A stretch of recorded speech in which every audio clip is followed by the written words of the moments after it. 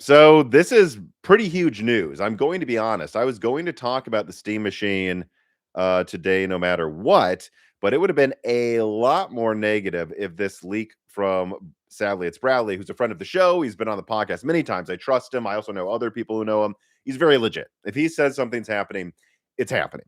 And so seeing this, it's awesome. Thank God they are seemingly shipping the Steam Machine now. Actually, it's funny. It's shipping to a warehouse around where I used to live at one point in Illinois.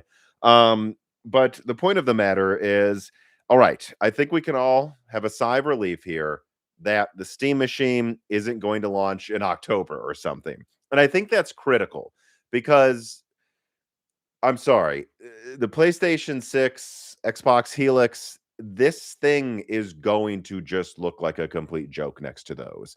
Almost no matter what they're priced at. Like the PlayStation 6 could be $1,000 and Helix could be 1,500. The Steam Machine will be a fraction of the performance. Like depending on the metric, a third, a tenth of performance. And I don't know how you really price that effectively when it's a new console launch. But if you have an established base, small price cuts later, you have developer buy-in, you can keep the thing going. And so they need to get this out more than a year before the PS6 launches, which of course the PS6 should launch late next year, maybe if something crazy happens, early 28. And they need that runway to really succeed with this sort of budget device. And it is a budget device. But that's where I want to continue the conversation because me and Gary Colum, another friend of the show, the Fox, look him up on YouTube, got in a bit of a debate with a bunch of people on Twitter for like, I don't know, the 10th time about the Steam Machine pricing. It really can't be too much.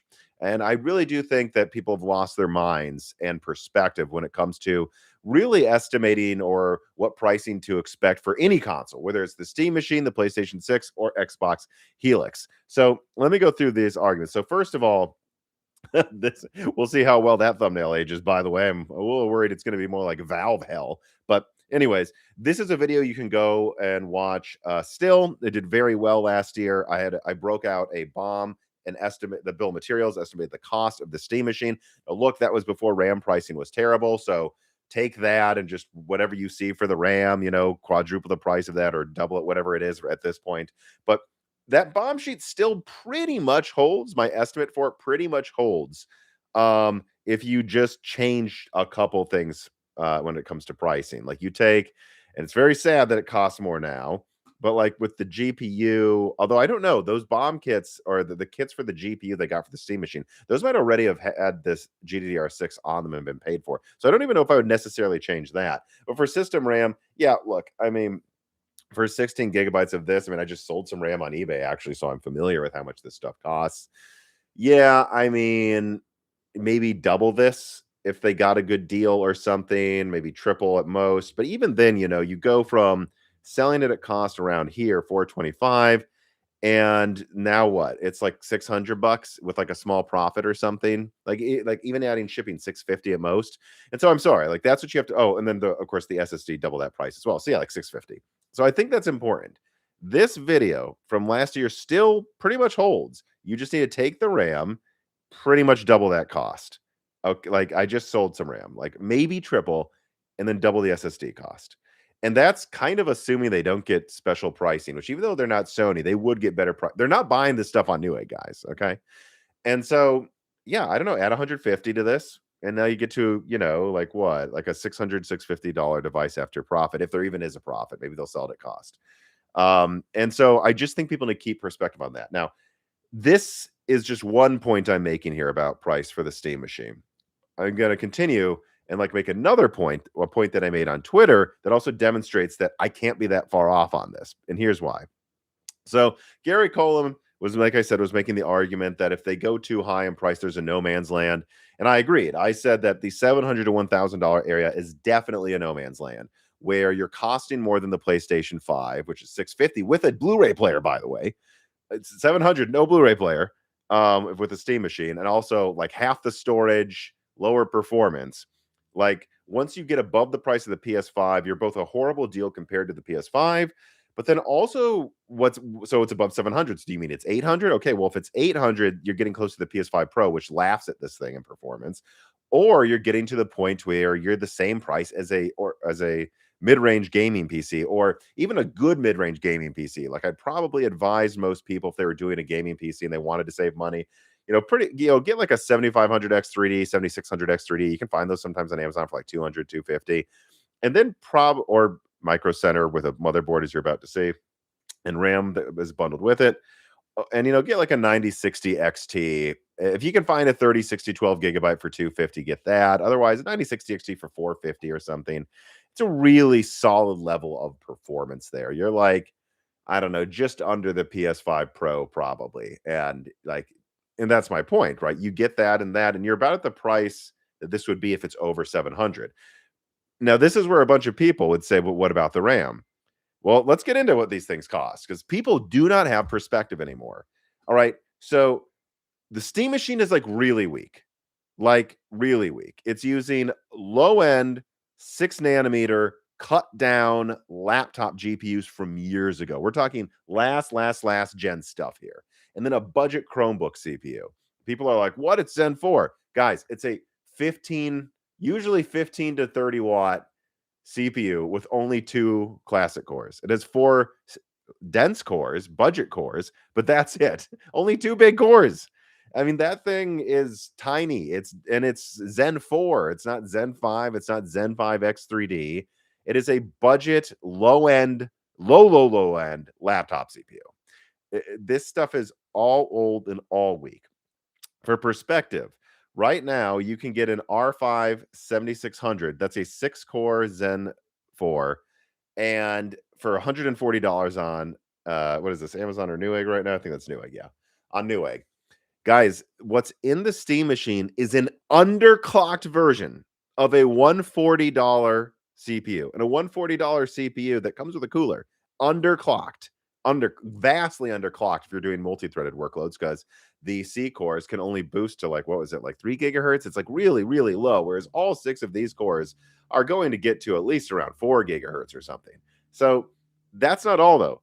Also, it is weaker than the graphics card everyone made fun of last year, the 5050 8 gigabyte, a $250 card that everyone clowned on a year ago. It's already a year old, guys. It's already a year old.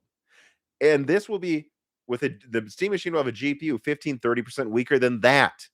We're talking like a $150 GPU, maybe 200 if you're being generous. A $140 CPU. Guys, this is scrapyard wars shit. This is how cheap this is. I could build this PC and it would run circles around the Steam Machine for the money people are saying the Steam Machine will cost. And I'm just buying stuff off the shelf. I'm not buying stuff in bulk. I'm not a multi-billion-dollar company like putting things together. Let me really drive the point home, because all the people are going to say, well, what about RAM? Who cares about RAM? Right now at Micro Center, you can get a 7500 X3D bundle, a Vcache 6-core. This thing will perform wildly better in games than what the Steam Machine CPU is capable of. And at $300, that CPU at Micro Center comes with 16 gigabytes of RAM, same amount as in the Steam Machine. And then it also comes with a motherboard. $300, X3D CPU, motherboard, RAM. The 5050, right now it seems to be about $290. And then I looked up SSDs. You can maybe get 512 gigabyte for like 60 to 70 bucks. If you just look hard enough, actually not that hard. It's easy to find. And then, you look around, I found Rosewell cases that come with like a 80 plus bronze 400 watt power supply that can power the 5050 easily with room to spare with the power budget. And it comes with the case. So for like $718, maybe $728, but around there, so close to $700, I can build a desktop better than the Steam Machine. Not just better, it's an X3D desktop, an X3D one with a GPU that can run DLSS 4.5. How the fuck could the Steam Machine cost $1,000? How? Can anyone do math anymore? I can build, it's right now, 2026 prices for 750 max. If I scrounge 700, something that runs circles around the specs of the Steam Machine. Who is spreading this horse shit online that the thing's going to cost $1,000? And let me say this. If the Steam Machine does cost $1,000, Valve is really dumb. Like, that's all I'm like, I can't promise you what these corporations will do. I can't promise you the future ever, right? For example, the PS5 Pro. I thought Sony was likely to charge 600 maybe, and then you have to buy a disk drive. I was wrong. And that's because Sony thought they could get away with a higher price, and they were right, unfortunately. But that's because the PS5 Pro has no competition. Steam Machine has lots of competition. So if Valve comes out with an $800 wish.com version of a PS5 and they actually want you to pay that much, that just means they're worse at getting components than I am walking with a shopping cart at Micro Center. That would be mind-blowing. Okay? Reality check to everybody who keeps acting like the sky is falling. It is not. Prices are not great for a new build because of RAM. But if you go back to even 2022, you would be astounded what new Zen 4 platforms cost, or Raptor Lake with DDR5. You'd be astounded that overall now is actually cheaper than then, especially if you can find good deals like the one at Micro Center. So that's what I needed to cover here today. I'm glad that Valve seems to be shipping the Steam Machine. That is fantastic news because that's the other no man's land. There's the pricing no man's land, and then there's the no man's land of, I'm sorry, this doesn't really make sense if it comes out too close to the PlayStation 6 or Xbox Helix. Looks like they're going to avoid the timing no man's land. But for pricing, guys, for the love of God, wake up. Wake up. I mean, come on. And again, there would be people, oh, what about the controller? The controller doesn't cost them $100 to make. They're making a decent profit at that. Again, I think looking at my old bomb cost, adjusting to new RAM prices, even adding the controller, that bundle, the 16 gigabyte, 512 gigabyte SSD bundle, I think you're looking at at most 700. And if it's any more than that, I can build a new desktop that is just better right now, even with 2026 prices.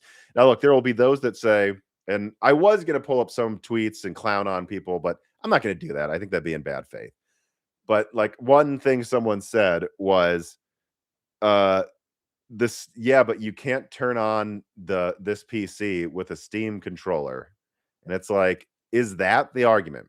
You think if people are arguing over which console, which gaming PC to get online in a month from now, the argument that will make Valve make money is, but you can turn it on with a fucking controller?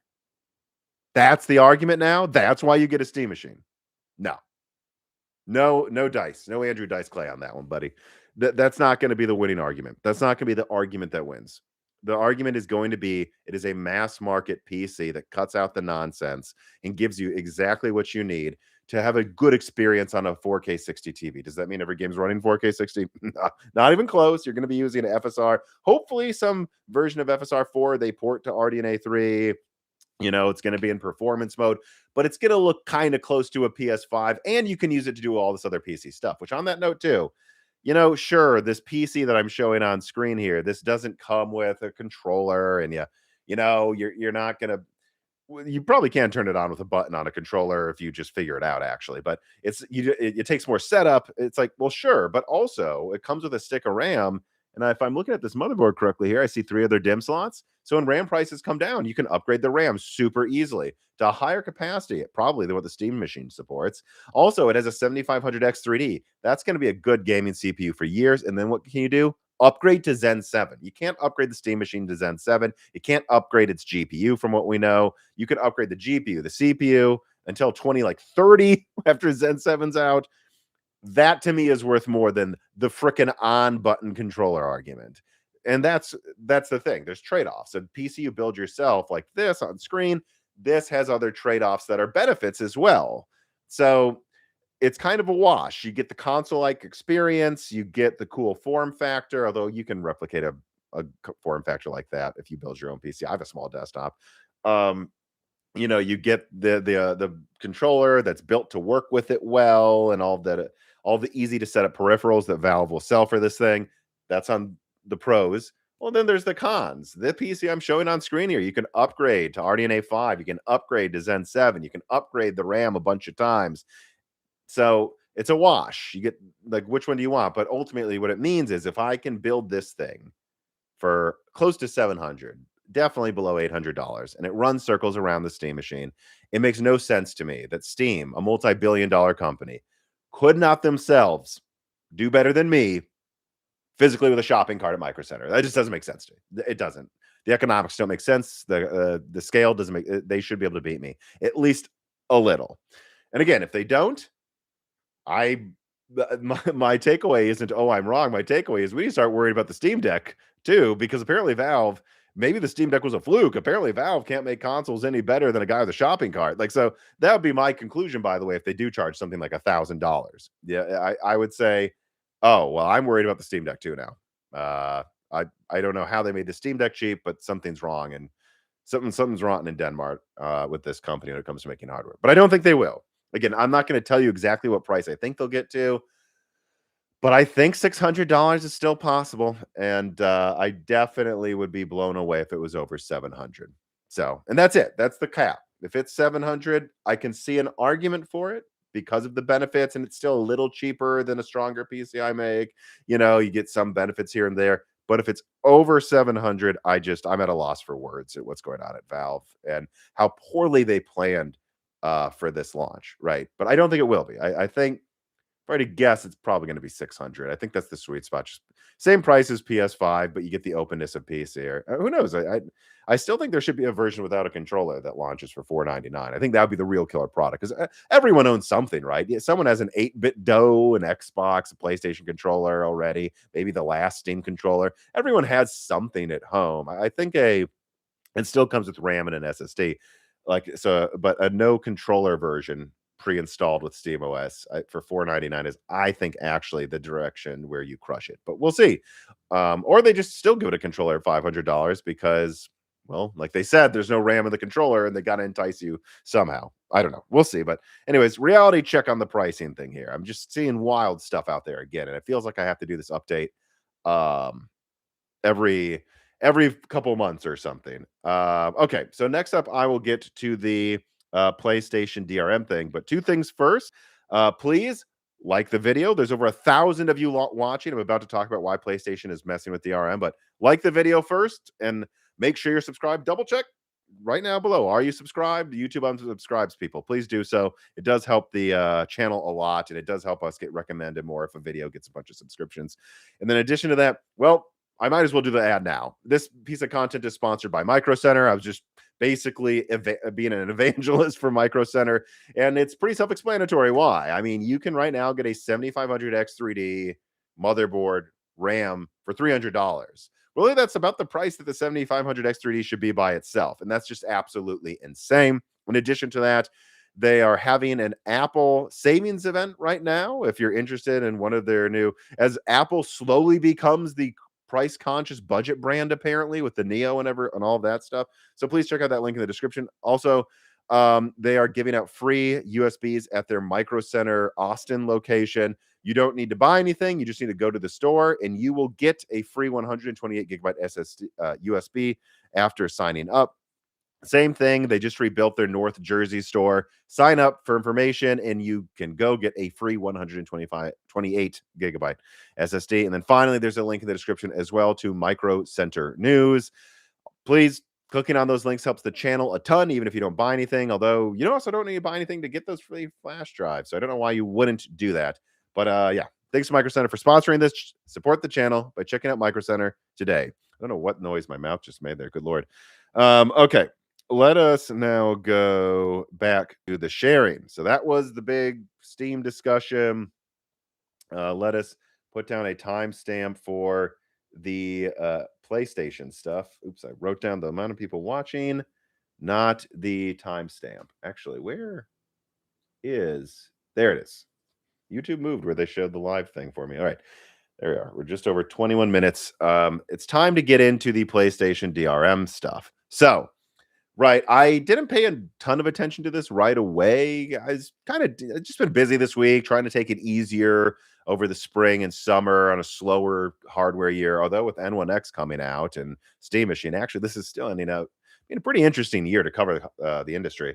But eventually this was sent to me by people in the Moore's Laws at Discord. And I was like, huh. Seems like it's half rumor, half something's going on.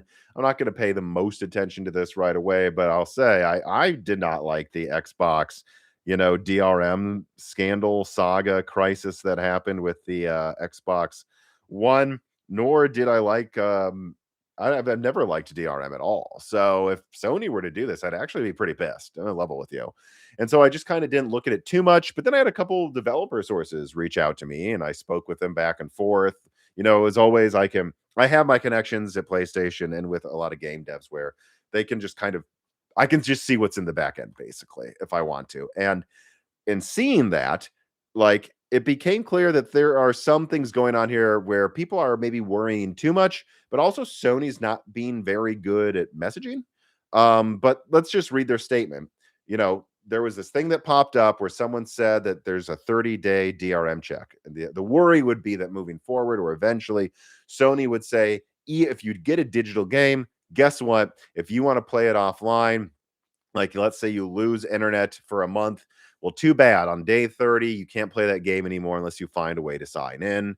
I know there's like this tons of Xbox fanboys used to make the argument that this wouldn't have been a big deal for Xbox One, but it is still partially about the principle. It's about, well, what happens someday? And I know this is like not going to happen, and it sounds ridiculous, right? Like if Sony goes out of business, we probably are dealing with like World War IV or an economic meltdown. Like how the hell did that happen?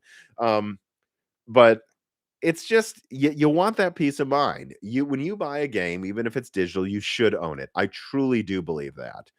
Um, and so like everyone's really worried though about that idea of like, and then if it was just 30 days, what happens next? Does Sony make you sign in every 24 hours?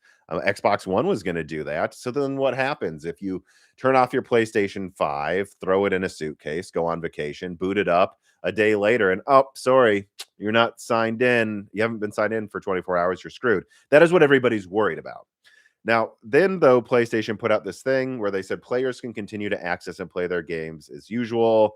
A one-time online check was required to confirm the game's license, which after no further check-ins are required. But and then ultimately this, scandal seems to be dying down. And I think it probably should, although we should keep a watchful eye on Sony. But what I'm told is that there's still actually two checks, right? There's a check when you download the game, right? It checks like licenses, probably some barcode, part number, information on your PlayStation 5 or 4, and is like, yeah, this is a legit system. And then you get to download the game.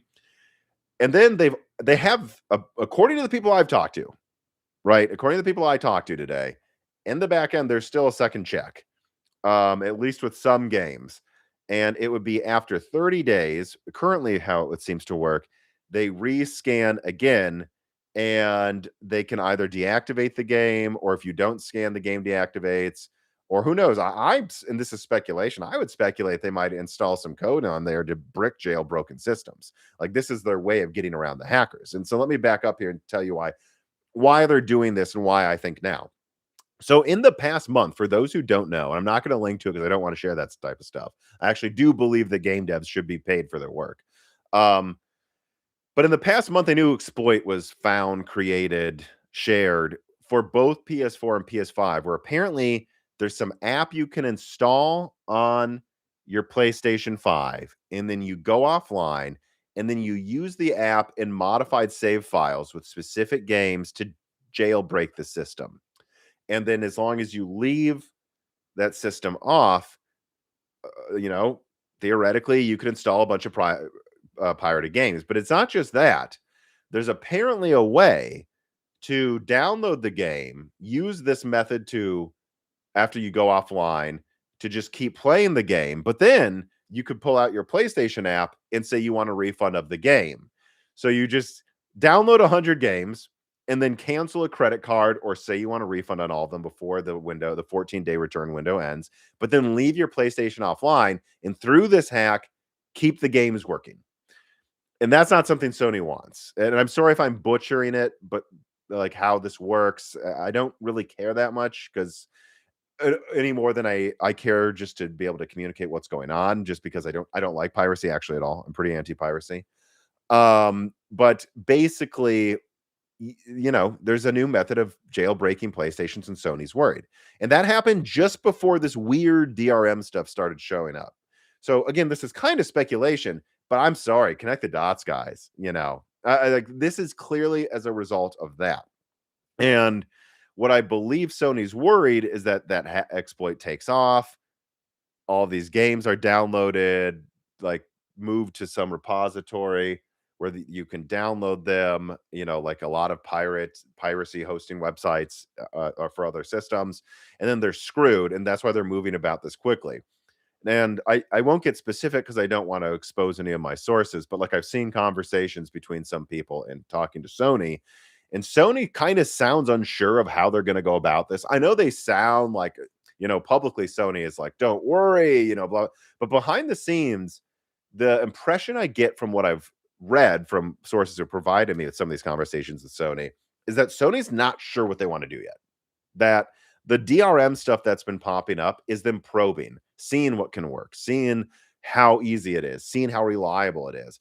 And I am under the impression that what they want to do is, and it might not even be every game, there might just be some games that they flag as having this way of having an exploit by modifying save files, is they want to have a way to make some games have this reactivation thing in case, and that would kind of make jailbreaking a PlayStation 5 untenable if you want to play most of the best games.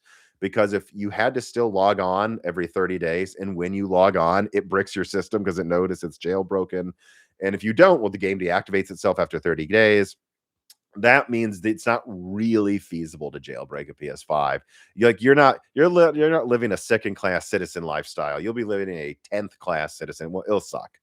And so I think that's what they're doing. Now, again, for now, it kind of seems like it's like they can have some games do it, the game deactivates itself, but I'm under the impression that they're kind of trying to see if there's a way they could just have like a kind of police code on there as well, where you have digital games have like a time bomb for jailbroken PlayStations.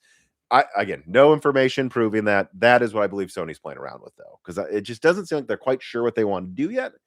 And at a minimum, it seems like they want to have games that are problematic for this exploit to limit how easy it is to use them. So I probably butchered some things. I'm sure there will be people in the comments that tell me, "Oh, you got this wrong. Actually, you can already exploit this," but that is me rapidly trying to understand the situation with game devs, um, what I believe is going on here, and that's why it's so weird and why Sony's messaging has been unprofessional in a lot of ways. It's because Sony's not quite sure what they want to do yet, but for now, that seems to be the plan, the 30-day window, and not necessarily all games, but games they believe could be exploited with this, or I'm not even really sure. But that's why it's all over the place in the messaging. They're not quite sure what they want to do long term, and who knows, they might change it to 12 days, 15 days. 15 days would make sense. I mean, the return window is 14 days, right, on PlayStation. Might as well just make it 15, so get it over with. But that's what it seems like. So I just thought everyone should know, like, and that's important because a lot of people would see the DRM stuff going on with PlayStation, right? And they would say to themselves, "Oh, Sony's planning to do the Xbox One thing." No, this isn't like a top-down thing of them, like, trying to take away your ownership. This is from the other direction down, trying to stop PlayStations from being jailbroken. And so the goal isn't to stop you from playing your games long term if you're doing so in a legal fashion. The goal is to just find a way to screw with the jailbreaking people. And so that's important, right? Because the motivation tells you where they're going long term. Um, Da-da-da. Oh, someone says, "Can you clarify your position on piracy? What about game preservation?" Yeah, that's a gray area for me. Um, and I think the way Nintendo's been acting is pretty draconian. Yes, let me be clear. I'm not pro the way Nintendo treats piracy here. Everyone can go change your dislike, your thumb down to a thumb up if that's what you were worried about. And I do think there's really an issue with, so I have a big problem whether it's music. Actually, I run into this with music. I like a lot of indie bands and stuff. I also run if you don't give me a legit way to buy it, that is where I'm like, piracy makes, is it really piracy? You're not even like, let me give you my money. That is where I'm like, oh, no, no, no, no, no, no. For maybe game president, like yeah. Yeah. Someone says abandonware. Yeah, abandonware. I think that's stupid. Like, and that's why I'm blanking on. I should look it up though because I had him on a Die Shrink episode that I should promote. But where is he? Well, let me look. I can just get. get them. Where is it? Come on. Was it Stop Killing Games? That's what it was, right? That was that movement. I think I remember now. Stop Killing Games. The guy who, yeah, Ross. I just want to make sure I get this right. I'm sorry for the Ross Scott, who just, I believe, testified for the European Union, if I'm remembering correctly. Just so everybody knows, Ross Scott of Stop Killing Games, though, me and him are friendly, and he recorded an entire Die Shrink episode with us. So join the Patreon. I believe it's at the $1 tier. You get access to that one as well. Or I think I made it actually free. I think free Patreon members can watch that one. So if you want to see the interview with this Ross Scott of Stop Killing Games, his friend, that's where you'll get my stance on piracy. And it is not that no one should ever be able to like own their games in that way. Or my issue is with people who are just like, the people that just had like 300, and I know some people, hey, my cousin did it. They're like people with like 300 PS1 discs that they burned, and it's like, some people worked pretty hard to make Metal Gear Solid, guys. I don't know. You might want to think about what you're doing there, but to the industry and like why the industry is like feeling a crunch. You might be part of that if you're complaining, but no, I'm not like some absolutist of like you can't play a Nintendo game that Nintendo won't even let you buy or play on a modern device. That's where I'm like, nah. But anyways, okay. I just want to clear that up because I'm sure what I said, like I'm anti-piracy, there are some people that took it the wrong way.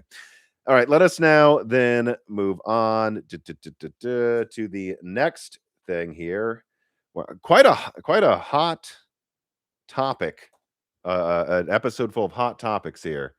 Because now we are moving on to me re-leaking my Zen 7 information that was pulled by YouTube. Now, I'm not going to get into, what happened there in too much detail because I am disputing it with YouTube and they have replied to me and they said they're looking into it. So I have no reason to like burn all the bridges and be a complete jerk about this. Maybe there is a misunderstanding until I fully know. And I haven't hired a lawyer yet to go after YouTube over this, although I am considering it if they, well, let's just say that I did not violate any copyright or privacy laws. And so there's no way this should happen. And it's even quite different from the PlayStation 5 Pro thing, where I think I would have won that case in court, but I didn't think it was worth the legal fees for that one. For this one, I think it might be just a little bit. But the point is that my Zen 7 leak was pulled from YouTube, and I'm sure I didn't violate anything. And actually, a lot of the documents from that are still up in a recent Broken Silicon, so I believe this is totally safe. And the main reason I'm doing this is to show that you can't silence me if you frivolously attack the channel. If you're a hater that submits bullshit about me to YouTube, you can't silence me, number one. And number two, I'm sorry that this was a lot of work and I want this to be up there. I want people to be able to clip it and send it to friends and share it. And like, if people want to learn about Zen 7, I want them to learn about Zen 7. So let's get into that leak again. It'll be an abridged, smaller version, but I'm going to go through all the information here. If you want to hear about all of this stuff going on behind the scenes, there's a new die shrink that came out today. Actually, if you join the $2 tier, you will get access to me and Dan's thoughts on the people that attack the channel and on YouTube and how YouTube could improve itself and how this affects the work me, Dan, Gerard, Carbon Cry do. So again, that is why the Patreon is so important, people, because you never know if you can really rely on YouTube. Please, $1 a month, $2 a month, whatever you can afford. I've seen people who message me on Patreon and they'll go, oh, I'm canceling my $5 a month subscription. I'm trying to cut back. And I'll go, well, you should have just done the $2 amount then, right? Earlier, only do what's negligible to you, right? And I pick a few creators to support on Patreon just because I believe that promotes free speech. And just out of principle, I'm like, these are the few. They're going to get like $4 or $5 a month from me. I can afford it. And I'm going to pay it forward in that way because everyone should, so that we don't always have to rely on sponsorships or unreliable platforms that take down your stuff. But anyways, that die shrink is there. Please consider joining us on Patreon. The next guest, by the way, is Brian Heemskirk, a game developer. We'll be talking about the new Xbox information right after it comes out next week and everything going on with Steam Machine and PlayStation 6. So if you want to ask a game dev questions, join the Patreon there as well. Lowest tier gets guest questions. But let's get to it, huh? Let me actually change the timestamp here since I basically meandered all over the place. But yeah, so this was the leak that was pulled. Hopefully it goes back up. I am still fighting it with YouTube. Zen 7 Florence. And here's the documents, which I will now show again because people will not silence me. So I'm going to go through it pretty quickly because I also already explained it in a broken silicon that you can still see, but this is the new stuff, right? You have the Dorka IO die. There's new, basically what is important here on this slide is this shows that Zen 7 EPYC doesn't just have IO dies and multiple IO dies, 2 IO dies actually. It also has 2 memory dies, codename Mathura. And also these can interface with up to 8 Steamboat CCDs, which in previous leaks from me were 33 cores. New documents show they've upgraded it to 36. So that gets you to 288 cores. Now they can also use Silverton CCDs. That is this one here. Silverton is 16 cores. So then they can go up to, what is it, 8 times 16? Isn't that like 128 or something? No, oops. 8 times 16. Yeah, 128 cores. So if they want to, they can do 128, N2X, like maybe 7 gigahertz cores. And that would be for one customer. But then they can also go to 36 times 8, 288 cores for those customers. And also, this will be supported on the existing EPYC platform and an upcoming SP8 platform. And also, these will be supported in Threadripper, HEDT. It says it right there. So that's exciting. I don't know if they will give us Steamboat 36 core chiplets for Threadripper, but they can, and I think that's exciting. Moving on here, there are some errors. I don't believe, is this one of the ones with errors? No, this is normal. So you get 2 megabytes L2 and 7 megabytes L3 per Steamboat core. Now this is important. This is important, people, because what that means is no, it won't have as much Vcache as Zen 7 X3D. Steamboat cores will not. But Zen 7 X3D, if I remember correctly, is like 10 megabytes of L3 per core. Yes, it's up from 8. It's going to be 168 megabytes per chiplet just added on in addition to the other, what is that, 64 megabytes. So like, was it 244, 224 megabytes, I think it is, or something of L3 cache per CCD. That's absolutely insane. But yeah, so what was I going to say? But yeah, so if you get 10 megabytes of Vcache for the Vcache edition of Zen 7, the standard one still only has 4 megabytes. If so facto, no, the 36 core, the 288 total core EPYC doesn't have the same amount of cache as like an X3D setup, but it does actually have more cache per core than standard Zen 7, meaning these things might actually perform really well in games as well. And it's not clear to me that it's like fully dense cores, right? Because let me move to that slide. Now, this is actually from a previous leak, but the way this works is they have the cache on the bottom here, and then they stack a chiplet of cores without L3 cache on top of it. And that saves space, right? That's pretty fascinating then, isn't it? It actually takes up only a little more footprint space than the standard 16 core, despite going to 36 cores. And despite going to 36 cores, it actually has more cache than a non-Vcache classic 16 core. Again, and the cores are on top as well. So I would be under the impression, actually, that this thing could still maybe hit 7 gigahertz. So this might just be an interesting, also good at gaming, not quite as good as Vcache, but pretty damn good, better than classic setup. It would also be exceedingly expensive, by the way. But yeah, let me go through the rest of the slides. I'll go quicker though now. More of the stuff we already know. Venice. This is also the slide that confirms that the Zen 7 EPYC is Florence, codename Florence.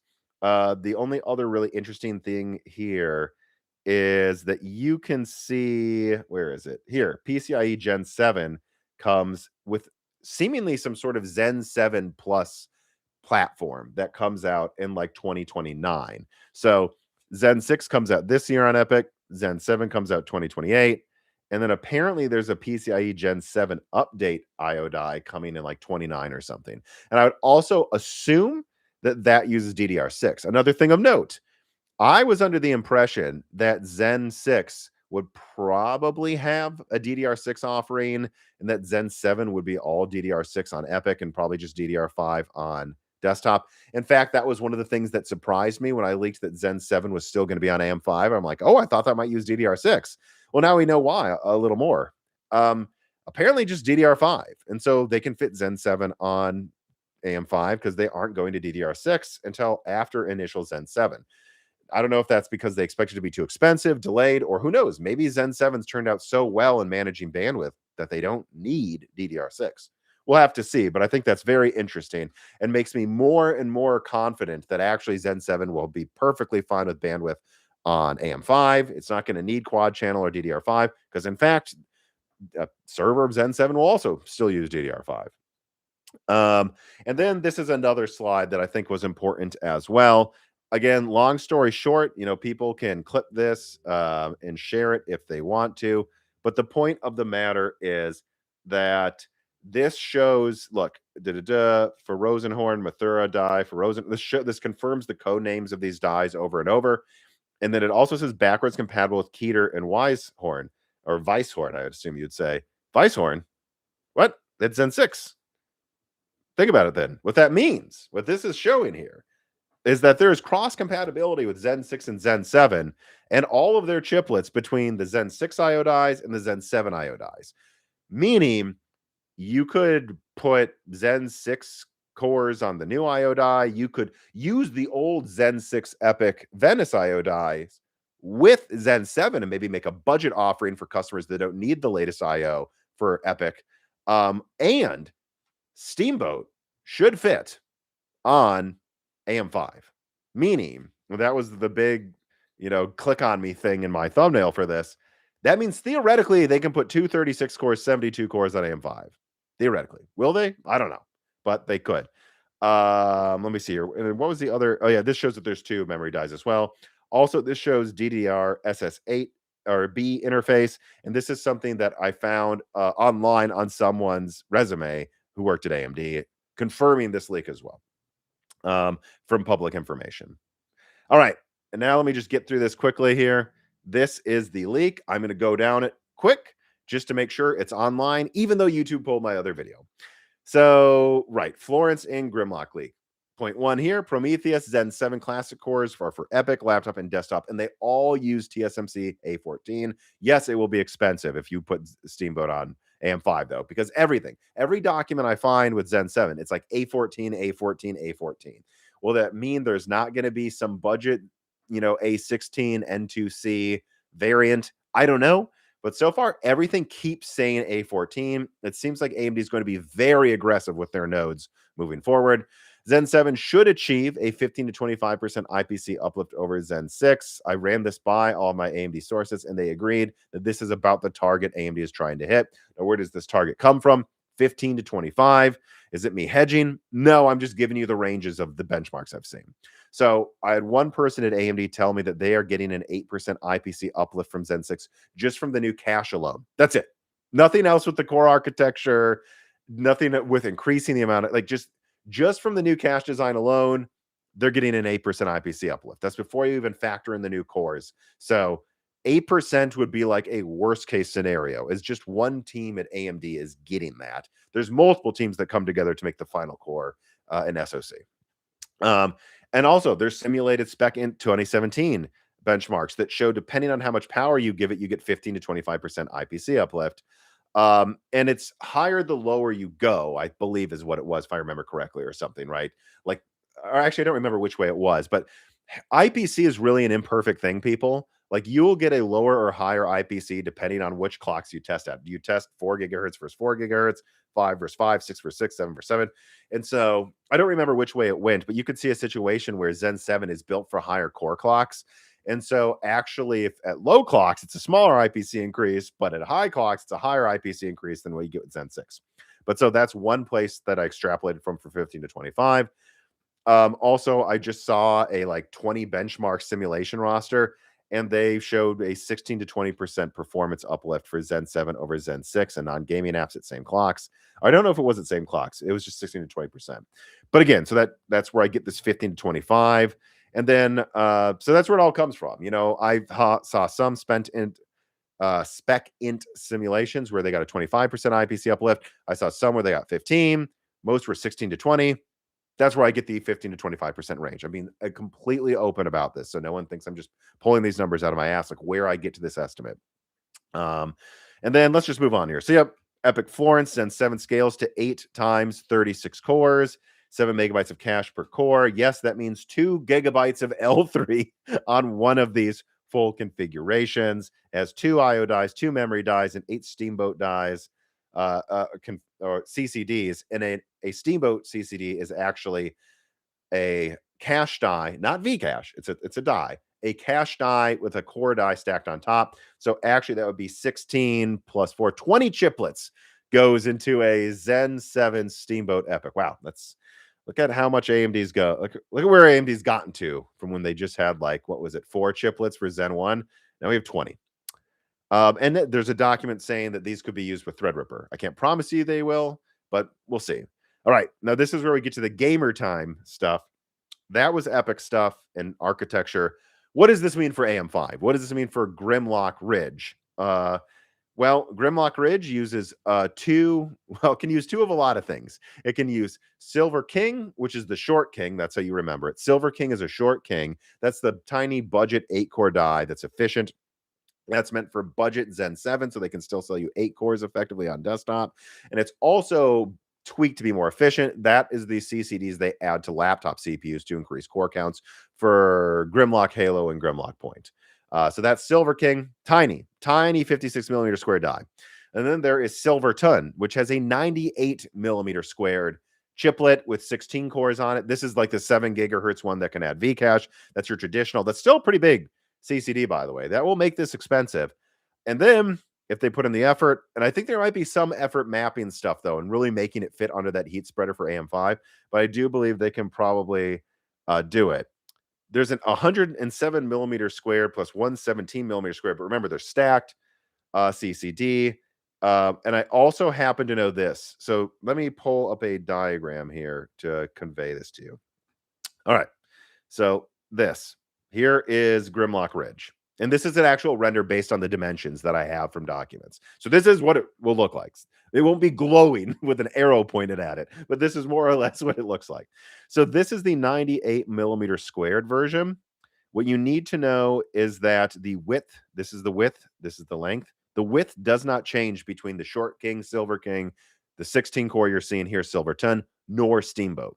So Silver King is just like this. It's like half as long. It's a little square. And then you go from 56 millimeters squared, you just make it longer, make a long boy, and get to 98. And then you get to here with 117. So remember, this is just kind of, I know the dimensions of the dies, but the caps, these are all mock-ups.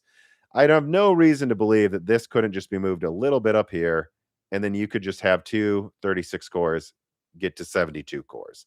Again, I'm not promising they will bring 72 cores to desktop, but they might, and they could. And just, again, though, that means that the 72 core, by the way, would have 504 megabytes of L3 because it has 7 megabytes of cache per core. And this is where we get into the bandwidth argument, because a lot of people, I'm sure, are saying, well, 72 cores, how would you feed it? Well, guys, it has almost double the L3 cache per core that Zen 5 and even the standard Zen 7 will have. So think, if AMD thinks 4 megabytes is okay for 16 7 gigahertz cores, I think Steamboat would be on N2P. So it's probably like 6 gigahertz or 5.5 gigahertz. All right, well, that's like 20% lower clocks. So that's 20% less bandwidth you would need for the same core count. And then you double the L3 cache. It might work with DDR5 10,000 or something. It might. I actually think it might be okay. Would some apps be bandwidth constrained? Yes, absolutely they would be. Of course they would be. Would half of the apps not be? And some apps like Blender love a 72 core on AM5 with 128 gigabytes of RAM? Yeah. So I still think there's room for this, but I think this is important because this tells you what AMD can do if Intel's competitive. If Intel's competitive, AMD's not going to stick a thumb up its ass and go, oh, what do we do? They can decide to launch a 72 core. They can decide to launch a 7 gigahertz 16 plus 36 48 core. They have options available. And so I think that's exciting, because what that means is the only thing stopping AMD and Intel from going absolutely insane is each other. And I'm kind of overdue to do a big Intel Lake. I actually have quite a bit of information on Razer Lake and Hammer Lake. I don't think Intel's fucking around either. So I think we might see some crazy stuff in a few years, because these companies are going to go head to head. And they both have crazy stuff, like I'm discovering and leaking to you all here today, like Steamboat, that's like I mean, imagine if you're someone like my friend Brock, who I bring up all the time on Broken Silicon, who has a 7700X. I think he waited for a RAM deal at Micro Center late 22 and then got a 7700X and AM5. He upgraded actually from one of those $240 Broadwell E 10 core engineering samples that you could get on eBay back in the day. So he went from 10 Broadwell cores that he had to disable hyperthreading for to 8 Zen 4 cores at like 5.7 gigahertz. His previous one was only at like 3 gigahertz. He could possibly on the same platform upgrade from 8 Zen 4 cores to 36 Zen 7 72 Zen 7 cores. This platform's insane. We'll have to talk about that in a second, actually. Anyways, let's finish the leak, shall we? Then there is Grimlock Point. Grimlock Point is the successor of kind of both, I believe, Kraken really, and Strix Point and Medusa Point. It comes with a monolithic IO die that has 4 Zen 7 classic cores and 8 Zen 7C cores. So 12 cores total before LP cores. I say that because most docs don't say low power cores. They're kind of an afterthought at this point. So before low power cores, you're looking at 12 cores on the IO die. And then you can add a Silver King chiplet with 8 cores to get to 20 cores total. So that means they don't even need to add chiplets. They can just have this little monolithic APU, and that thing will still have 12 cores like Strix, but then they can add 8 cores and make it a 20-core powerhouse. I do have direct documentation that I leaked in another video that you can go watch about Grimlock, but here it is. It tested Grimlock performance, the APU, at different power levels compared to Medusa, which is Zen 6. And this is exciting because when I talk about things like 72 cores, 7 gigahertz, gigabytes of L3 cache, I think people think about power and not efficiency. And this thing looks efficient too. At 22 watts per core. So let's do that math. 22 watts per core would be, if you had an 8 core, it's pulling 176 watts. Ooh, so that's pushing this thing fast. You're getting 13 to 17% more performance. So that's right there. You go. You should get at least 15% more performance unconstrained with power, pretty much Zen 6 to Zen 7. But then watch what happens if you go down to 12 watts per core, right? Once you get to 12 watts per core, you're getting to 96 watts. Okay, that's like a standard desktop chip. That's like a laptop chip that's been pushed. At 12 watts per core, you get 20 to 25% more performance in the benchmarks I've seen. Now go to 7 watts per core. And this is one of the most important ones. Why? 7 watts per core is 56 watts for an 8 core. That is 26 to 32% faster per core. Zen 7 is more efficient than Zen 6. I've seen kind of similar things too for Zen 6 over Zen 5, by the way. So I think they're both going to be pretty incredible. And then 3 watts per core. Why is 3 watts per core important? Well, there's 12 cores on the IO die. So if it's 3 watts per core, you are getting to, was it 36 watts? Or if you go to 20, 60 watts. There you go, 36 to 60 watts. That's a standard APU. So if you push Zen 7 super hard, yeah, look, maybe you'll be 13, 20% faster. But if it's in a realistic scenario in a laptop, 36 to 60 watts, 30 to 36% faster per core.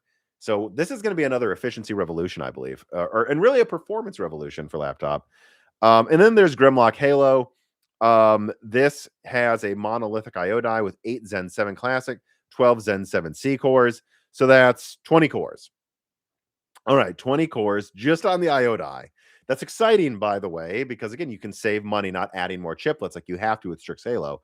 But if you want to, you can then add 2 Silver King 8 cores, and you get to 36 cores. Again, before low power cores, there's also probably another 2 or 4 low power cores as well, getting to 38 or 40 cores. And yeah, Zen 7 will enter production mid-2028. You already saw that in the slide. And so there you go, everybody. That is the leak that they don't want you to see. And because they don't want you to see it, what does that mean? Well, that means that you know it is legit. And so share this, join the Patreon as well, so that you support me in a way that YouTube can't take stuff from me. But let us now move on to more stuff. We got to get to some more PlayStation talk, and there's a bunch of questions I got to answer from you guys. Okay.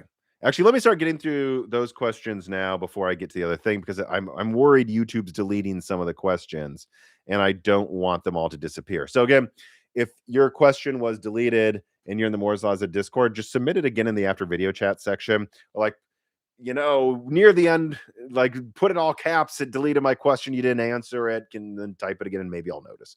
And I would say to any mods or Moore's Law's Dead fans in after video chat, if you notice someone that has a question I didn't answer, retype it in the Discord as well, and I'll try to get to it. But let me get through these because they're starting to delete stuff. Let's get to looks like we've got a console question here. So let me see. Steam. Put a time stamp. Wow, I have been talking a lot before getting to the questions, but I guess there's a lot to cover today, is there not? All right. HDZ77 writes in and says, yep, I'd rather have a Steam machine and be subscription free. Oh, here we go with this argument, and not be forced to pay for online when you already pay for online to your internet provider. Well, yeah, but then you also have to pay for Netflix. I don't get that, and not connect to the internet every 30 days. Look, thank you for the tip, HDZ77, and fine. I have a gaming PC. I'm using an RTX 4090 7945 HX3D CPU PC right now. I game on PC all the time. I'll probably play Age of Empires 4 with Dan tonight or something. Cool, dude. Having said that, the Moore's Law's Dead community is like half console, half PC, and that's kind of the way I like it. Well, it's mostly PC, let's be honest, like 2/3 PC. But I like a diversity of thought. I don't like to be pigeonholed. Gaming is gaming. Hardware is hardware. I'll talk about the Switch 2, and then I'll talk about Zen 7 Florence. I'm happy to do both.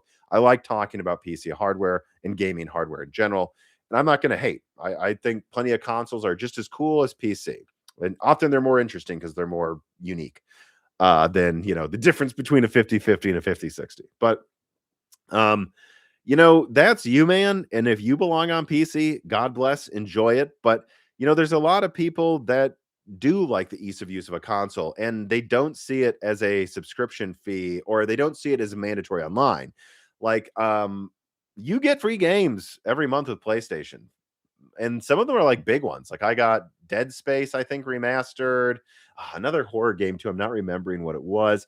I mean, does anyone remember Rocket League launched as a free PlayStation Plus game, and that actually made the game more popular?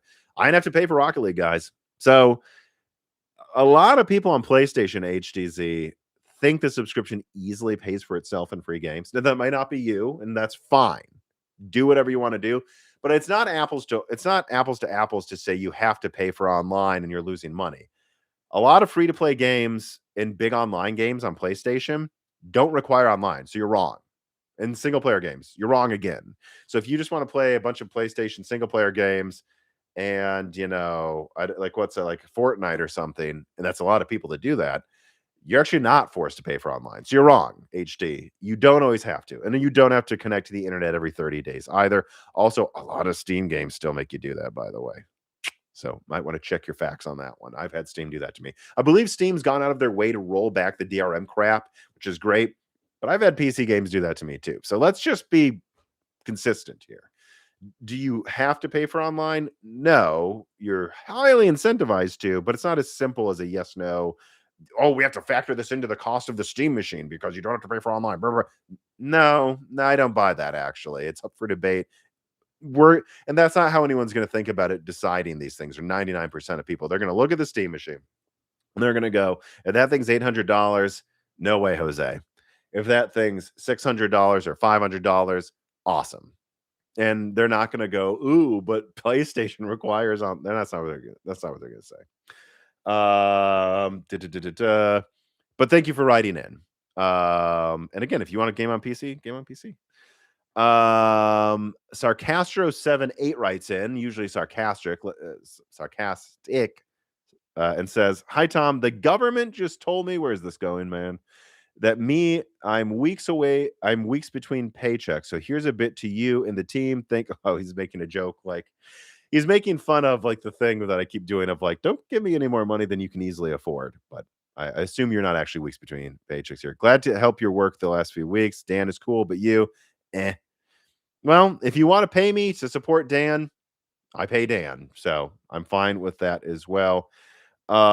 Spencer Walker 21 writes in, says, question, strip screws. What I have a question. I have stripped screws from a heatsink on a 980 Pro Samsung. Can I use that without a heat sink in the Steam machine? It gets 74 degrees Fahrenheit in my room. Isn't that's one of the faster SSDs, is it not? Let me put on timestamp here too. Samsung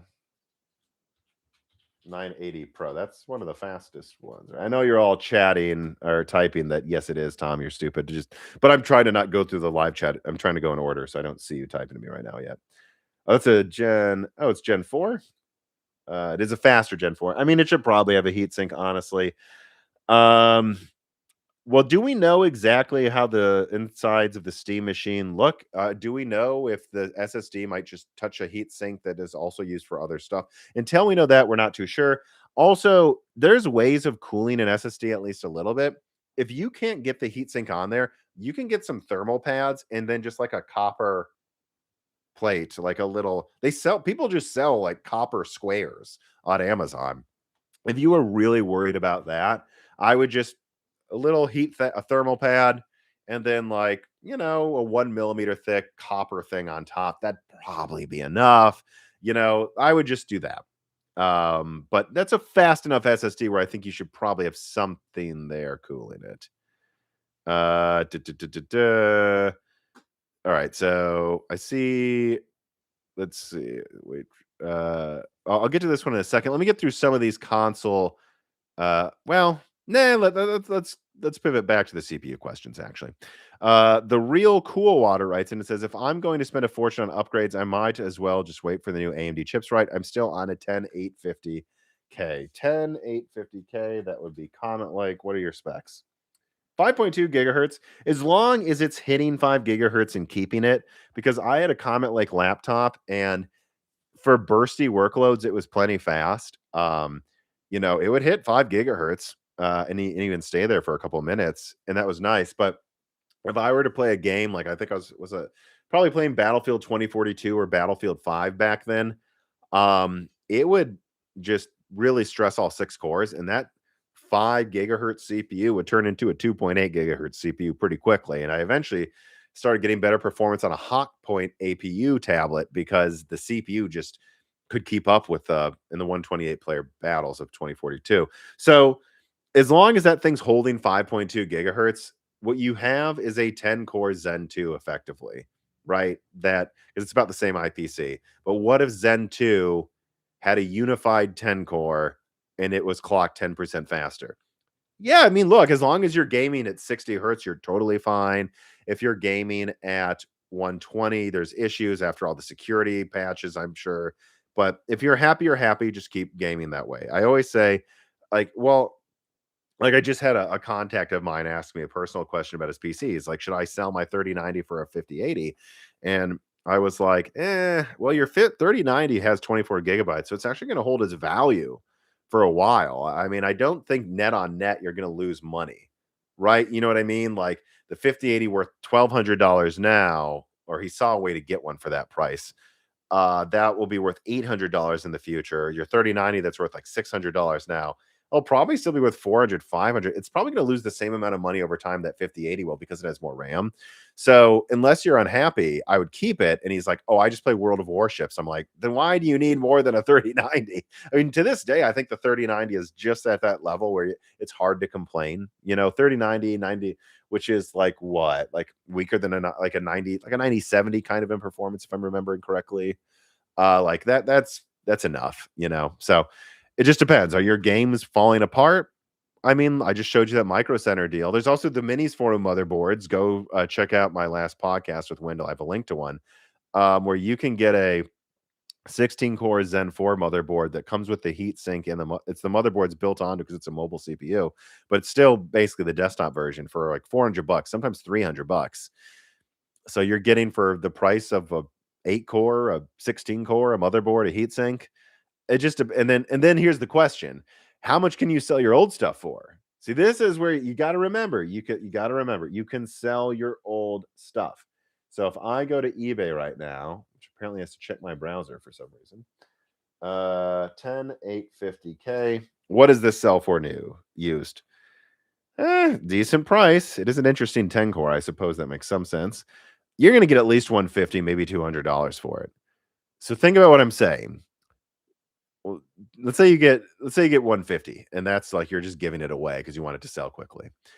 Okay, so that's 150. The motherboard, I bet you can get at least $50 for. So now it's up to 200.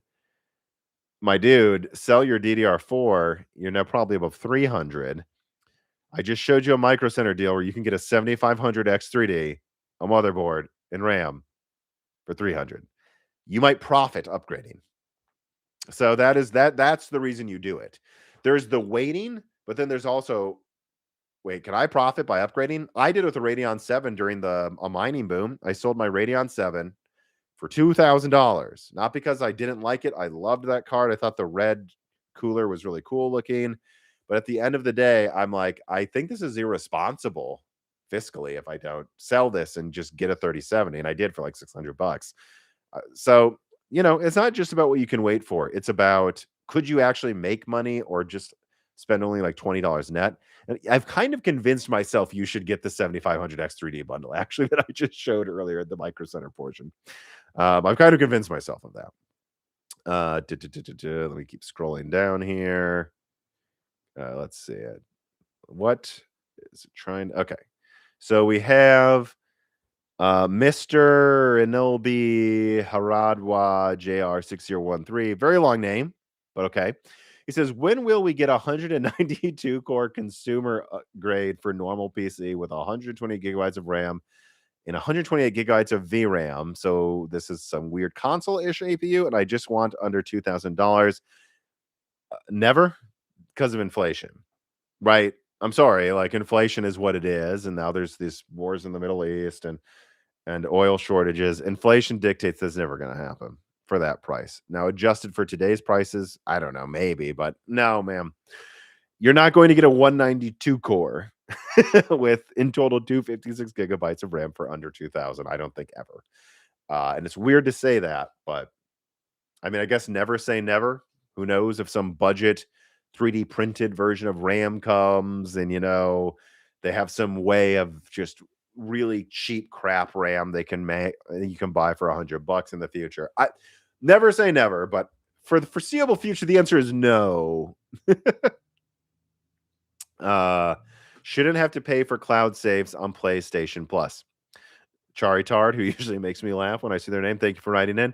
Yeah, I mean, look, you can get into a debate over that. I mean, I'm not saying it's good or bad. I want to be clear here. I'm not like saying that means everyone should get PlayStation Plus I'm just saying there's two sides to this argument, right? Like just like there's an argument for Game Pass. I don't think it's a good argument. I don't have Game Pass. I don't want to pay that much. And frankly, I don't play games enough that would ever be used. But for some people, it might be, and you shouldn't like Game Pass and not at least make the argument occasionally for what the other side would say. That's all I'm doing with the PlayStation Plus stuff is, well, you should make the other side's argument though, because a lot of people don't see it the way you do, actually, and that's why they're successful. I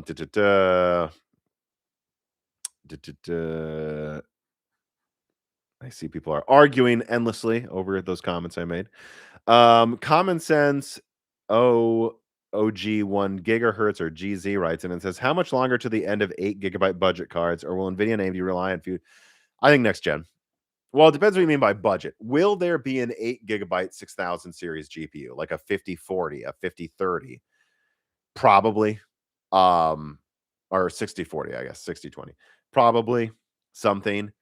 Do I think they will be commonplace next gen? I don't. The documents that I've seen for RDNA 5 suggest that AMD for the 9070 XT successor is going to 18 gigabytes. And their low-end GPU dies use, actually, it's interesting. If, again, check out the RDNA. Well, let's pull it up. Let's pull it up, everybody. What folder is this in? Boop, boop. Let's pull it up. Share. We'll put down a timestamp for this as well. So I've been yammering for quite a while. Again, next gen VRAM. I get a question like this every episode, but this leak here and then this slide. So what you're looking at here, first of all, is even as they go up to 128 gigabytes for the server thing. And this directly says desktop gaming. And then you go over here, 18 gigabytes. And now these are just ideas I think kind of being thrown around. I wouldn't assume this is the exact configuration they're going to make. But if you think about it though, if they're going to 18 gigabytes and this thing was I in one doc it said they're targeting $550. Who knows? Maybe that's $600 now that inflation's happened again in a bad way. But you know, if they're going to 18 gigabytes for that, I don't know, guys. I think that you're going to see an increase across the board. I think you're going to see 18 gigabytes for the mid range from AMD next gen.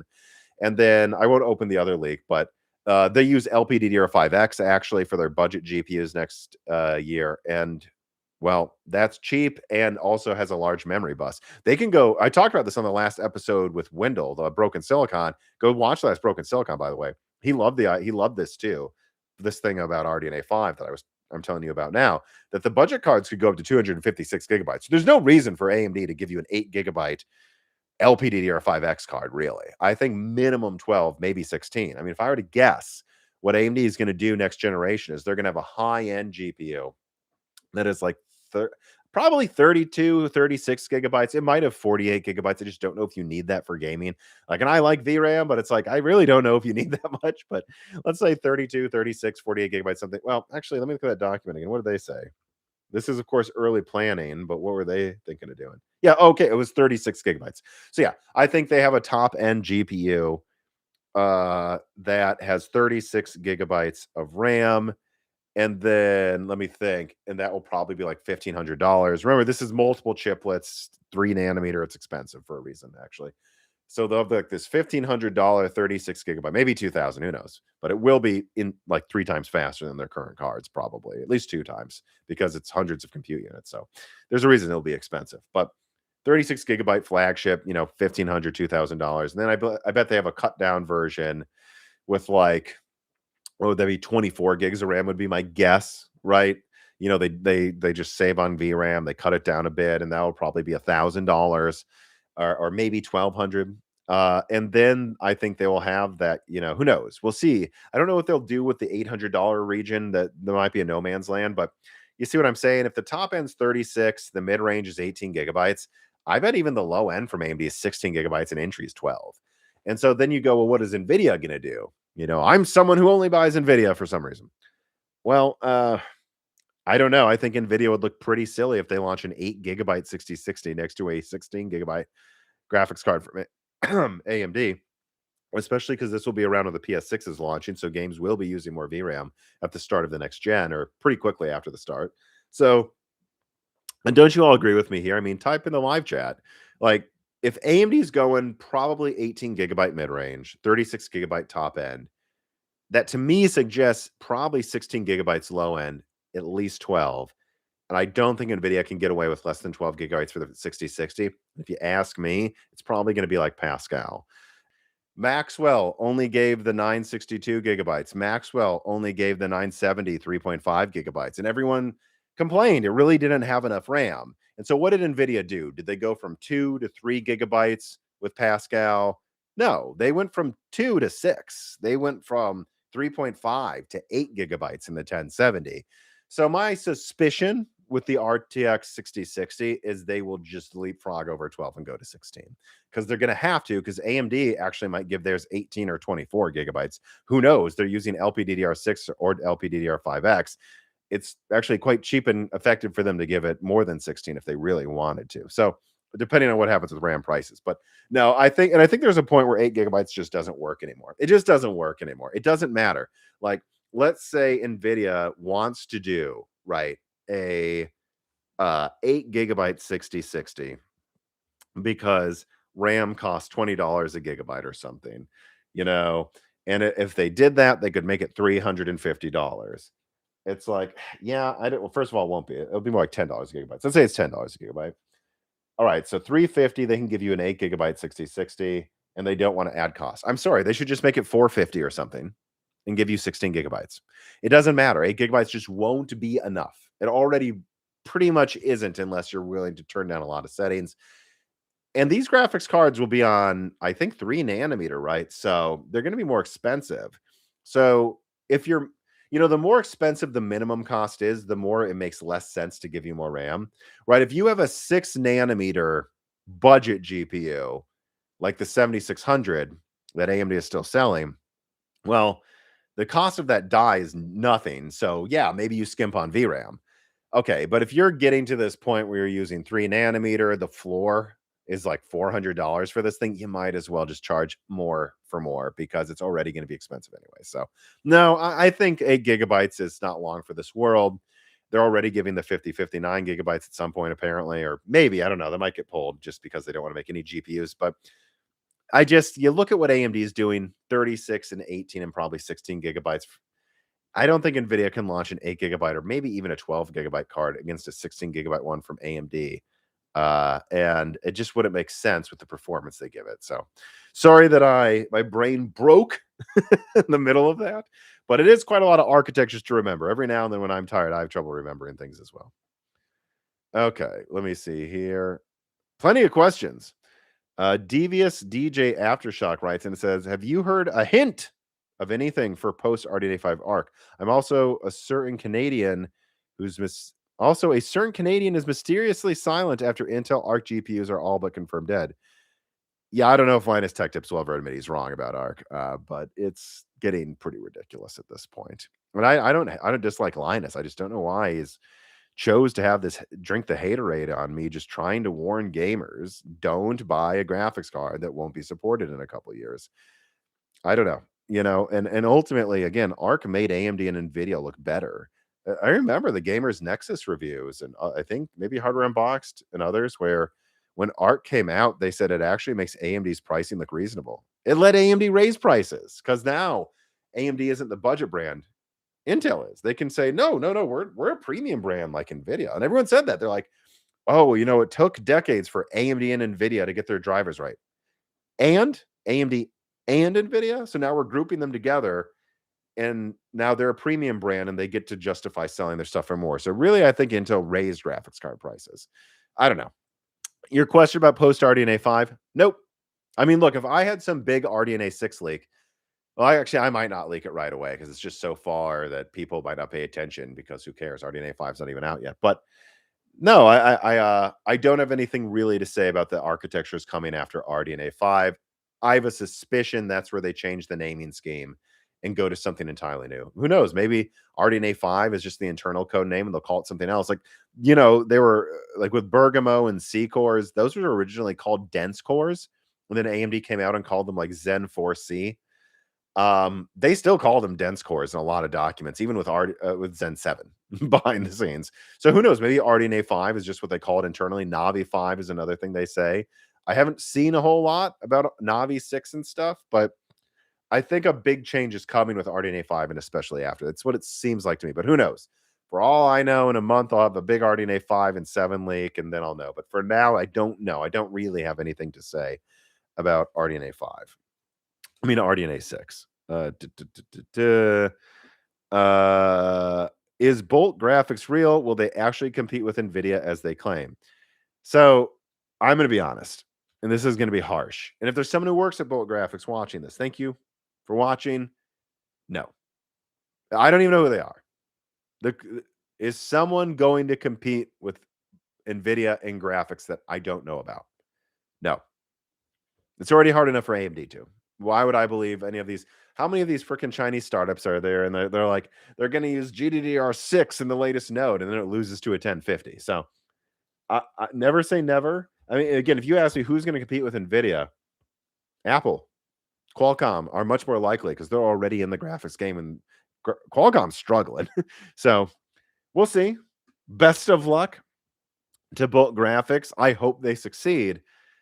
But not to sound like an Nvidia fanboy here, but if I don't know who this company is, I'm just skeptical they'll compete with Nvidia. It is what it is. I'm sorry. After seeing Intel utterly fail and have to surrender to Nvidia, the biggest company ever, once upon a time, why would I believe a no name somehow going to do it? We'll see. I hope, but no, I don't think so.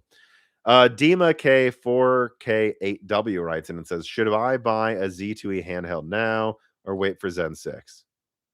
I mean, I'd be tempted to just say wait for Zen 6, man. And it's not just Zen 6, Panther Lake's super efficient and Nova Lake's going to be better than Panther Lake. There's also Intel stuff coming. Who knows? Maybe Nvidia stuff as well. I mean, I don't think so. I don't think it's quite there. The only handheld that interests me right now is actually the GPD Win 5 with Strix Halo, because the way I put it is you're just paying more for future. It's like kind of PS6 handheld technology, and the experience you'll probably get with the PS6 handheld, in some ways better, probably actually. You just have to spend 2 grand, but at least it does it. You know what I mean? It's like I'm not interested in a compromised handheld where I'm like struggling to game at 720p 70 hertz in the latest AAA. That thing is going to run RE9 at 1080p like maxed out, or at least at very nice settings. And so I think you just get that, or you get like a Steam Deck because it's cheaper. That's what I think. One or the other. I don't really like this is a no man's land for me in handhelds. Either you get the alien technology that you have to pay a fortune for early, or you get the Steam Deck, because at least the Steam Deck has like a console ecosystem. And it's like built around running games a certain way. I just would suggest you're probably going to be happiest with the Steam Deck, man. I would just stick with that. And Zen 6 is so much more efficient. Nova Lake's going to be so much more efficient than what we have now. You just want to wait for those. Also, it's not just that Zen 6 APUs will be more efficient, they're also going to be better designed for handhelds. Let me pull this up here, because I think every now and then people need to be reminded of this. Where is it? Let me back up here. Where is that leak? Ah, yes, this one. So, all right. So this is the AT3 and the AT4 leak. Let me make this. I'm not going to show the thumbnail. Just search AT3, AT4 leak. Moore's Law is dead. You will find the leak. Window, boom, ship. And I should probably update this because this was a year ago. Isn't that crazy that I leaked this stuff? But what's exciting about RDNA 5 Zen 6 APUs, if you look right here, there's Halo Mini. This is going to be perfect for handhelds. This is going to have, I believe, probably 14 cores. And that's without adding an extra chiplet. In fact, I believe it doesn't support an extra chiplet. It's built to just be a monolithic gaming APU. And it has 24 RDNA 5 compute units over 128-bit LPDDR5X memory controller. So think about what that means. You're getting 24 CU RDNA 5. That's probably going to be like, it could be double the performance of what you get out of Strix Halo right now, while using less energy. You're going to want to wait for that, my dude. That's my opinion. It's like purpose built for a handheld. That might be that, or the Zen 7 iteration might be when the Steam Deck 2 comes out. Something like that. Nob Husad writes in and says, what the fuck is AMD doing with FSR4? Why are they so slow and stubborn to bring to market and support RDNA 2 or 3? Also, why is Valve so slow to release SteamOS widely?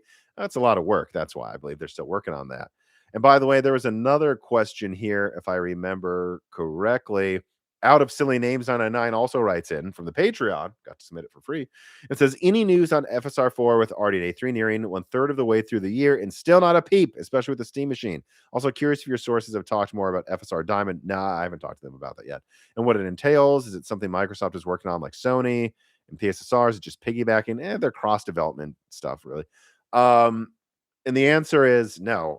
Now, to be fair, I haven't really looked into FSR4 stuff, but no one's told me anything. I think I might have an update, like ask me in July, but still seems like AMD's being stubborn about it, and that sucks. I don't know what else to say. I think it's stupid, but it's what they're doing for some dumb reason. Technolads writes in from the Patreon. I'll get this one out of the way too, since we're talking about graphics cards, and says, what are the main improvements you would like to see with RDNA 6? Personally, I'm hoping that we see 75-watt cards return in the low end. I don't think so. I mean, look, there might be, every now and then AMD is going to release budget GPUs. And I mean, the thing I just showed you, I guess let me show that again, actually, because every now and then I don't think people remember just how insane the Zen 6 leak that I put out is. I think should have like 1 million views with what this confirms, in my opinion. But anyways, like you see, like some video I do just about a part of the PS6 gets hundreds of thousands of views, and then this thing people are just sleeping on. This is just as important, but I digress. this shares chiplets with dedicated graphics. Like AT3, this is AMD's lower mid-range graphics card with RDNA 5. And you either add a display out HDMI chiplet or you add a core chiplet that has the CPU cores on it. So think about what that means. Well, this APU, this one is the Halo one probably. This is probably going to be like a 6595 watt APU. Yeah, all right. So that means that you might get, with the AT4 one here, you might get a 75 watt low profile GPU. I bet you will. So yes, I guess those will come. I just still wouldn't expect them to like make that a major segment every year. I think we've seen what AMD's pattern is here with this stuff, haven't we? It's like they had the 60, right? Because let me think back. Right, RDNA 1 didn't really have a low profile offering, if I'm remembering correctly. But then RDNA 2 had the 6500 XT, the 6400. The 6400, there you go. They had their low profile 75 watt GPU. And you go to RDNA 3, what do you get? I don't think there is one, right? There's no low profile RDNA 3. Actually, to this day, there's no low profile RDNA 4, although I believe they did plan one. They just canceled it, if I remember right from what I saw once. And what does that mean? RDNA 5 will have it, but then don't expect RDNA 6 to have it, Technolads. You see what I'm saying? Like, this is a niche market now. Most people just use APUs if it's weak. So there's not going to be a lot of 75 watt GPUs moving forward. I think RDNA 5 will be a time. It's like every 2 to 3 gens. Yes, AMD is going to launch a bunch of low profile cards for the people that need to upgrade in the form factor, but they're going to do it every 2 to 3 gens. And I think RDNA 5 is one of the cycles where you get that. RDNA 6, maybe, as they continue to do things the same way, they could keep doing that, but I just wouldn't expect it every generation. Marino Broad writes in and says, what can crash the AI market without hurting any developers? Well, people are going to get hurt, man, if there's a crash. But companies add mini as ROPs for 96 gigabytes of VRAM will be for cheap for ray tracing. So I don't know, got a little jumbled there, but what can crash the AI market? My dudes. I'm gonna plug it again. Shameless plug. After watching this, first thing you do is join the Patreon actually and watch the new die shrink. But the next thing that you do is you go and watch the Broke Silicon with Wendell. This is one of the best ones we've done. The last like third of it, fourth of the episode is just a discussion about the AI bubble. Watch this and then share it with your friends 100 times. We get into how we think the AI bubble can crash. And I believe today I put out a short that summarizes some of our opinions on that. So if you don't have the time, there you go. Watch that. It's like a 1-minute video. So I'm not going to regurgitate all of it here because it's actually complicated. But if you want to know, I've got a whole thing that tells you at least how me and Wendell think it would happen. Right? Can't promise you it will, but you can see our opinion of how it would happen. Let me see here. Okay, so I am caught up on the tipped questions. If YouTube ate any of them before it let me read them, I hate that it does that, by the way. Type it and maybe I'll see it in the live chat. Otherwise, let me. What else do I have in the title here? All right. Otherwise, let me pivot to one tiny spiel I want to do that I think is an interesting note here. So timestamp 31:30. Blah blah blah. Okay. So it's something I want you all to think about when it comes to PS6 specs. Let me change the color actually then versus PC specs for the CPU specs. Because I think some people are sleeping on a new era that we're going to have in having way more than you need for a CPU. I mean, think about what I just leaked here today with Zen 7, guys. I'm talking about hundreds of megabytes of L3 cache, possibly 7 gigahertz clocks, at least over 6.5, I believe. And, Zen 6 should have at least a 10% IPC increase over Zen 5. Some people think it could get to 15. Zen 7, at least 15. Some people think it could get to 25. So let's just say it's, 10 and 20. You're looking at an over 30% IPC increase from Zen 5 to Zen 7. Probably actually 40%. Yeah, 40%. You're looking at like 20, 30% higher clocks. You're looking at doubling core counts from 16 to 32 cores. Who knows? Maybe 72 cores. And you're talking about going from like, how much cache? Actually, 2 cache size. The 9950 X3D2 has 208 megabytes of cache. I mean, I think you're getting to 400, 500 megabytes of cache with Zen 7 X3D. I only count the L3 too. So if you count L2, yeah, I think you're getting about 500. I mean, my God, people. You're looking at like almost double the single core, double the gaming performance, over double the multi-threading, probably triple the multi-threading. These things are going to be so powerful that I don't think most people are going to need the top chips like at all. And I think you can see that with the PlayStation 6 design. It's very different than the PS5.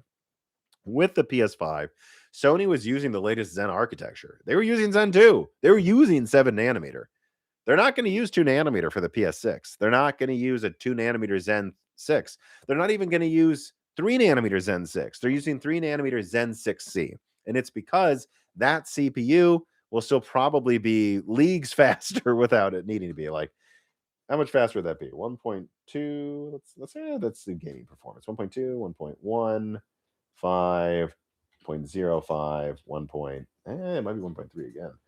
Yeah, you're looking at, and then it'll probably be clocked faster. I don't know. I mean, we'll have to see, but I think you're looking at a CPU that's at least triple the performance of the PS6, PS5s. Who knows? It might be 4 or 5 times faster. That's way more, and they're going from 8 to 10 cores. I mean, that's way more than enough to go from almost 120 hertz to 120 hertz because they don't really need more than 120 hertz because people game on TVs. In fact, it wouldn't surprise me if Sony had some games have a 240 hertz mode. Have I heard they will? No, but it wouldn't surprise me if like a few games had it, right? Like, why not? Screw it. Like, let an indie game, let a Fortnite run at 240 hertz with a PS6. It can do it. Why not let it output it? Almost no devs will choose to. And that they're gonna have way more than enough, even with 3 nanometer Zen 6C, But think about what that means compared to the desktop lineup. Like, it could be double the performance. Think about it. No V cache on the PS6. Probably 4 to 5 gigahertz cores instead of 7 gigahertz. So you're looking at like 30-40% faster clocks on desktop. I yeah, I don't know. I mean, I think Vcache plus the faster clocks on desktop. Yeah, desktop Zen 6 could be 50 to 100% faster at gaming than PS6 CPU. And that's not me dissing the PS6. I think the CPU is plenty fast for a console. It's not going to hold back the GPU at all. Anymore would be waste. But what that means is I think people are sleeping on that. This might be like the Sandy Bridge, the Ivy Bridge era, where you didn't need to get the fastest CPU. You can just get the Zen 6 8 core that's at 7 gigahertz without Vcache, and you're gaming at 240 hertz easily. And this is an important distinction as well. Also, back on PS4 and PS3 and 360, those games basically all targeted 30 frames per second. And then the i5s of the time were, then able to easily get to 120 because of how much faster they were. But sometimes there was some struggle because games were mostly built for 30 to 60 hertz. So you actually needed a CPU multiple times faster. Well, I think the PS6 games are going to be built to run at 120 hertz on Zen 6C.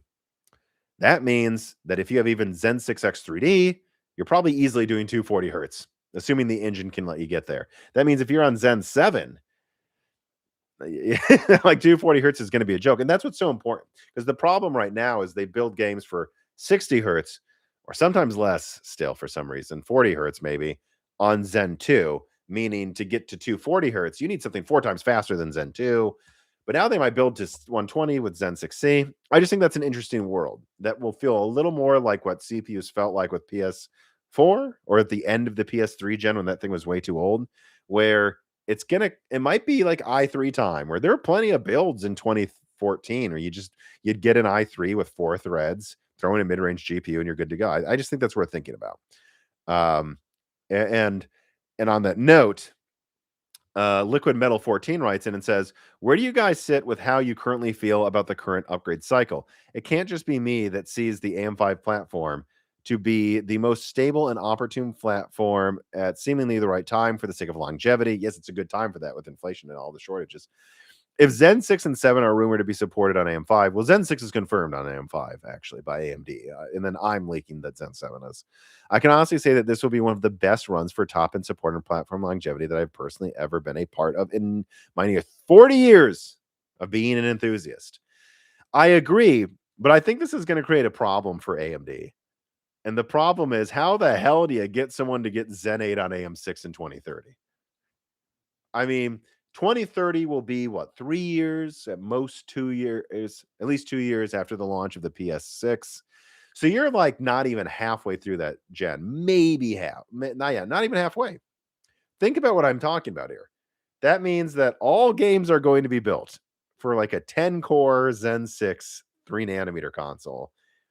And it's not going to be hard to get to something that does 240 hertz easily if that's doing 120 hertz. How do you get people to upgrade to Zen 8? How do you get people to get a DDR6, buy expensive DDR6 and a $500 motherboard? For what? And I honestly think it's an issue for AMD, no matter what it does. If Zen 8 doubles Zen 7 performance, I don't need more performance.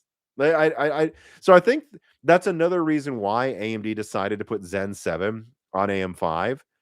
It probably has to do with that it uses DDR5 still, and they're just waiting for DDR6 to launch the new platform. Okay, sure. But I also think AMD's realizing it's going to be very, very, very hard to get people to leave AM5. It was already hard to leave AM4. And it's just because Zen 6 and Zen 7 are such huge uplifts that it doesn't matter what Zen 8 triples performance of Zen 7. Why do I need more than 32 cores at 7 gigahertz with 448 megabytes of L3? What am I running? What am I doing?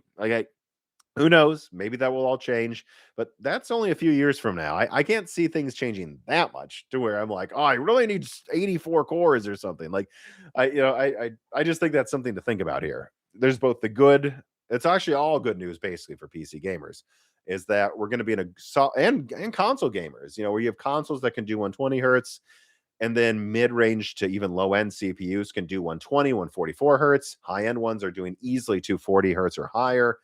And then everyone's just kind of happy at this 4K 120 to 240 world. But that's going to be very hard. It's going to be hard for AMD to get you to upgrade to Zen 8. I just think that's the funny thing to think about. Charizard says, you missed my last super. You need to type it out again. Oh, I see it now. I'll get to it in a second. But yeah, so I just wanted to do that spiel today because I just think that's a really funny thought experiment to think about is how good would Zen 8 have to be? What price would it have to be to get anyone to care after Zen 6 and Zen 7, or for that matter, Nova Lake and Razer Lake, which I think will be competitive in 52 cores? How are you upgrading from that platform with Nova Lake to what? What do I need? 800 cores? Like what? I just think that's worth thinking about. We might get into a not stagnation. We might get into another era, kind of like the 2500K, where people are like in 2040 and they're like, still using my 10800 X3D. Because of what else do you need? I don't know.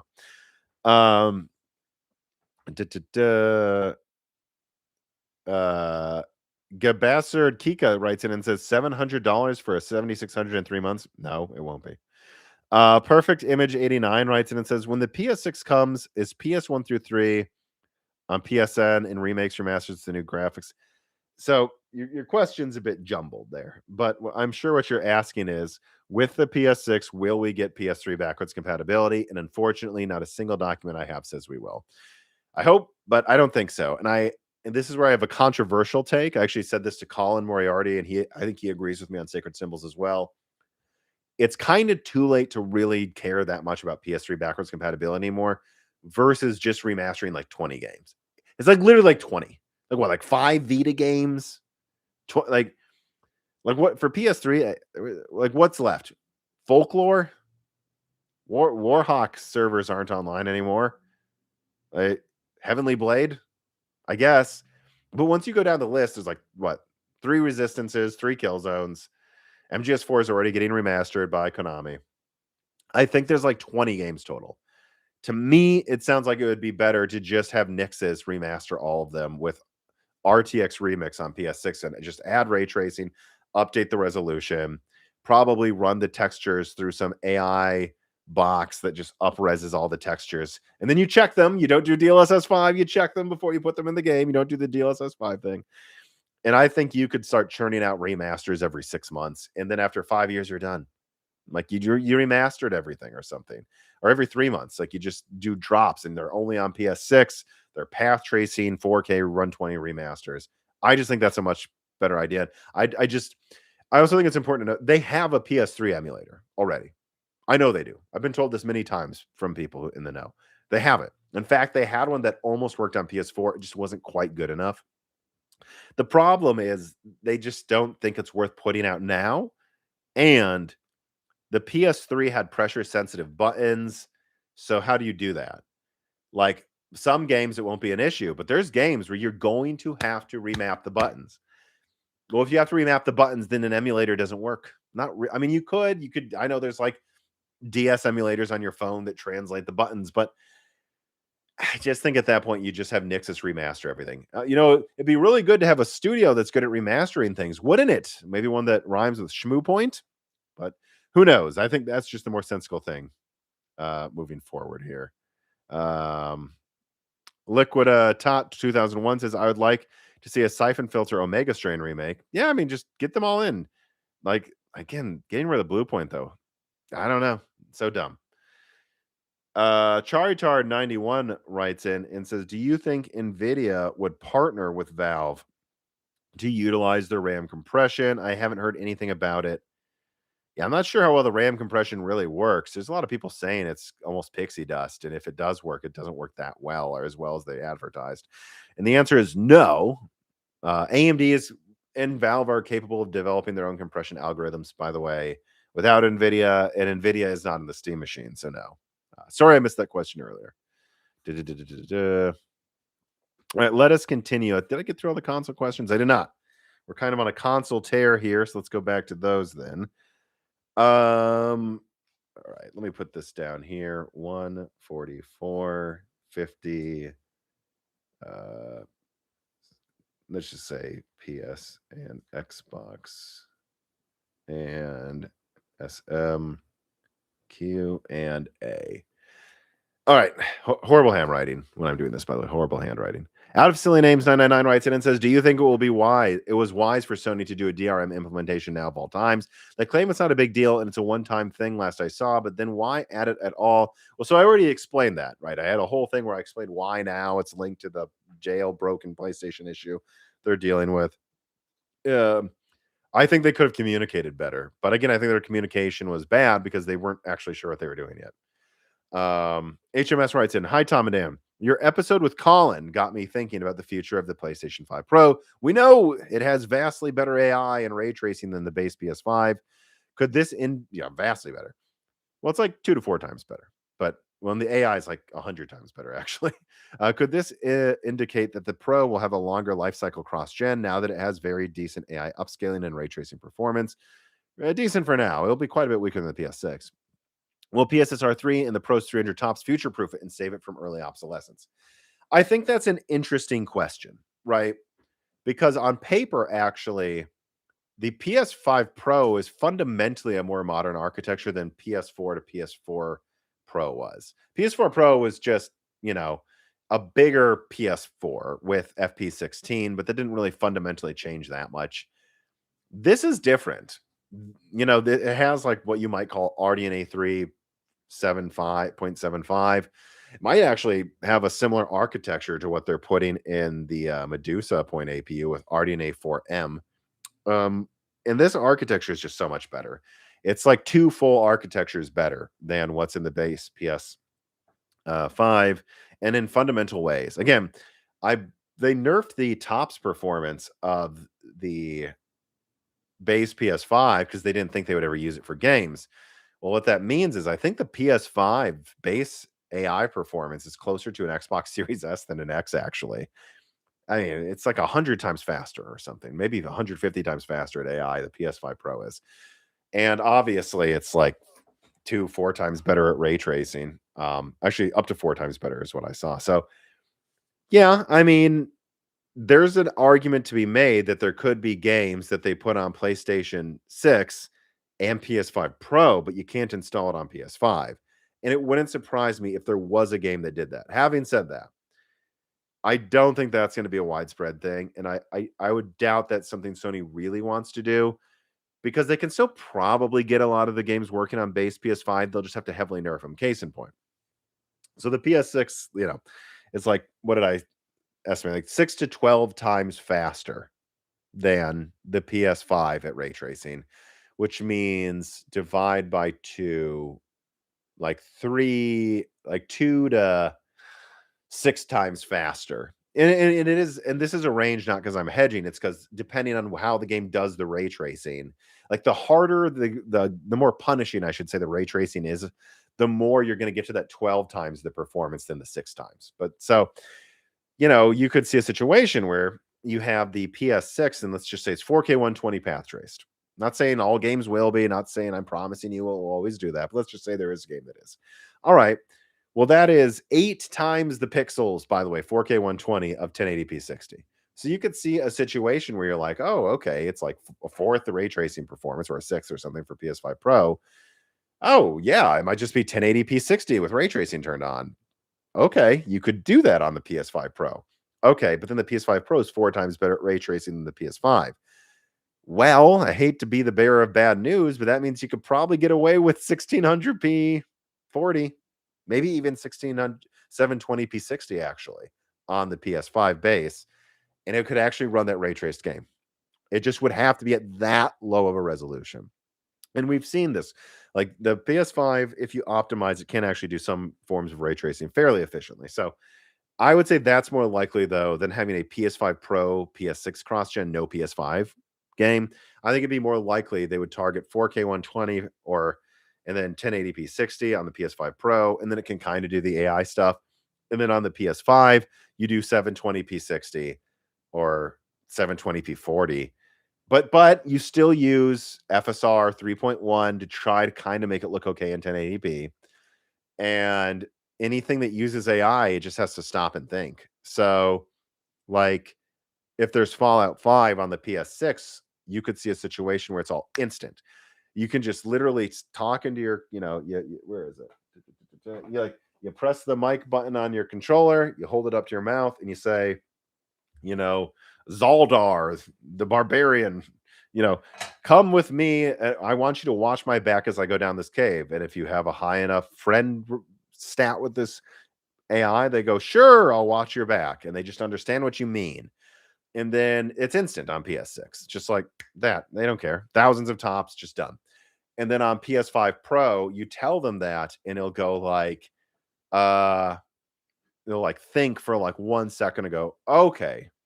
And then on PS5, well, either they remove that ability, like they just have a backup canned response option, or the guy has to sit there for 10 seconds. Because that's what the difference would probably be. Or they run it on the CPU, probably actually. And the CPU just bogs down a little and does it. That's how they would do that. Or they'd remove it. Or if there's like some really intelligent AI in a PS6 game on PS5 Pro, they just turn down player counts. I think people have to remember, like, the PS4 had 16 times the RAM of the PS3 and a GPU that was so much better. It's comical. But Battlefield 4 was on the PS6 and the PS6, the PS4 and the PS3. You just had 24 players online for Battlefield 4 instead of 64, less than half the players. And you had smaller maps, and you had whatever it was, right? Like 720p 24 frames per second instead of, I think it was 900p 60. You're talking a fraction of the pixels per second being output. I think a lot of cross-gen games are just going to be like that.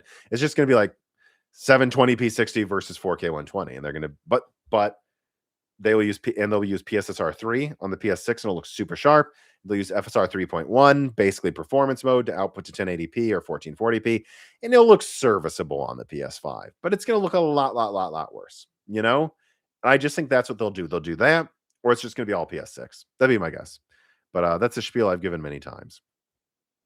Anyways, thank you, HMS, for writing in. Technolads writes in yet again. Would Valve be better just canceling the Steam machine and going straight to a 2028 version based on Medusa Halo Mini? No, I think that would cost more and probably not be that much faster, really, than a 100 watt. Even though it's 6 nanometer, even though it's RDNA 3, I mean, you're still talking about like a 100 watt GPU versus a 65 watt APU with 24 core CUs instead of 28.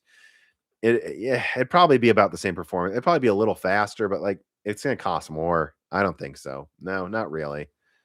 Um, And also they probably already bought all this from AMD. They have to use it, I would guess. I would guess. I don't know. Valve does weird things. Another Chris writes in and says, "Do you think that if RAM and SSD prices were down currently, that minis forum and similar mini PC companies would make a killing and destroy the console market? They advertise systems that are stronger and much more compelling in some ways than a console and smaller. They're really not. I mean, basically almost any mini PC now is faster than an Xbox Series S, but the PS5 is, the equivalent of, it depends how you think about it, but it's still stronger than Strix Point, So, no, I don't think they would be. Not really.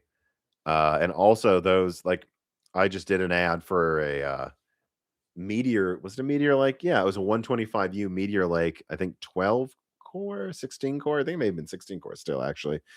Mini PC. And the bare bones edition, I think, was like 300 something bucks or more. And it's like, okay, but you'd still have to buy RAM for it. So even if RAM prices were down, it's like $400 or $500. It's a lot weaker than the PlayStation 5, and I don't really think so, no. I think they'd be crushing OEMs more instead of, MacBook Neo, but now MacBook Neo is just eating the earth. Girth Maxer writes in, definitely making fun of some of the words I've been using lately. It says, "Reviews of the new Steam controller have mentioned its trackpad is better supporting games designed for mouse and keyboard like RTS games. Do you think that the next Xbox should take inspiration for its own controller? Given no, you can just use a keyboard and mouse with the PlayStation 5 or an Xbox right now, right? I mean, Age of Empires 4 is on the consoles, and you can use a keyboard and mouse. No, I think what you do is you just let them use a keyboard and mouse on console like they already do. And Call of Duty lets you do that on PlayStation as well, right? I mean, I don't think so. I think what Valve's doing is cool, but I don't think they need a Steam controller. I think they just let you use keyboard and mouse with a monitor if that's the way you want to play. Foo's Your Dues writes in and says, "Which next gen console feature are you most excited about and why? With AI seemingly being a big part of PS6, will Cerny be the man to finally make AI sound sexy to gamers? If anyone can, he can. Also, if Microsoft Helix scraps the paywall for online gaming, will Sony follow suit? Maybe. Maybe. We'll see. That'd be cool.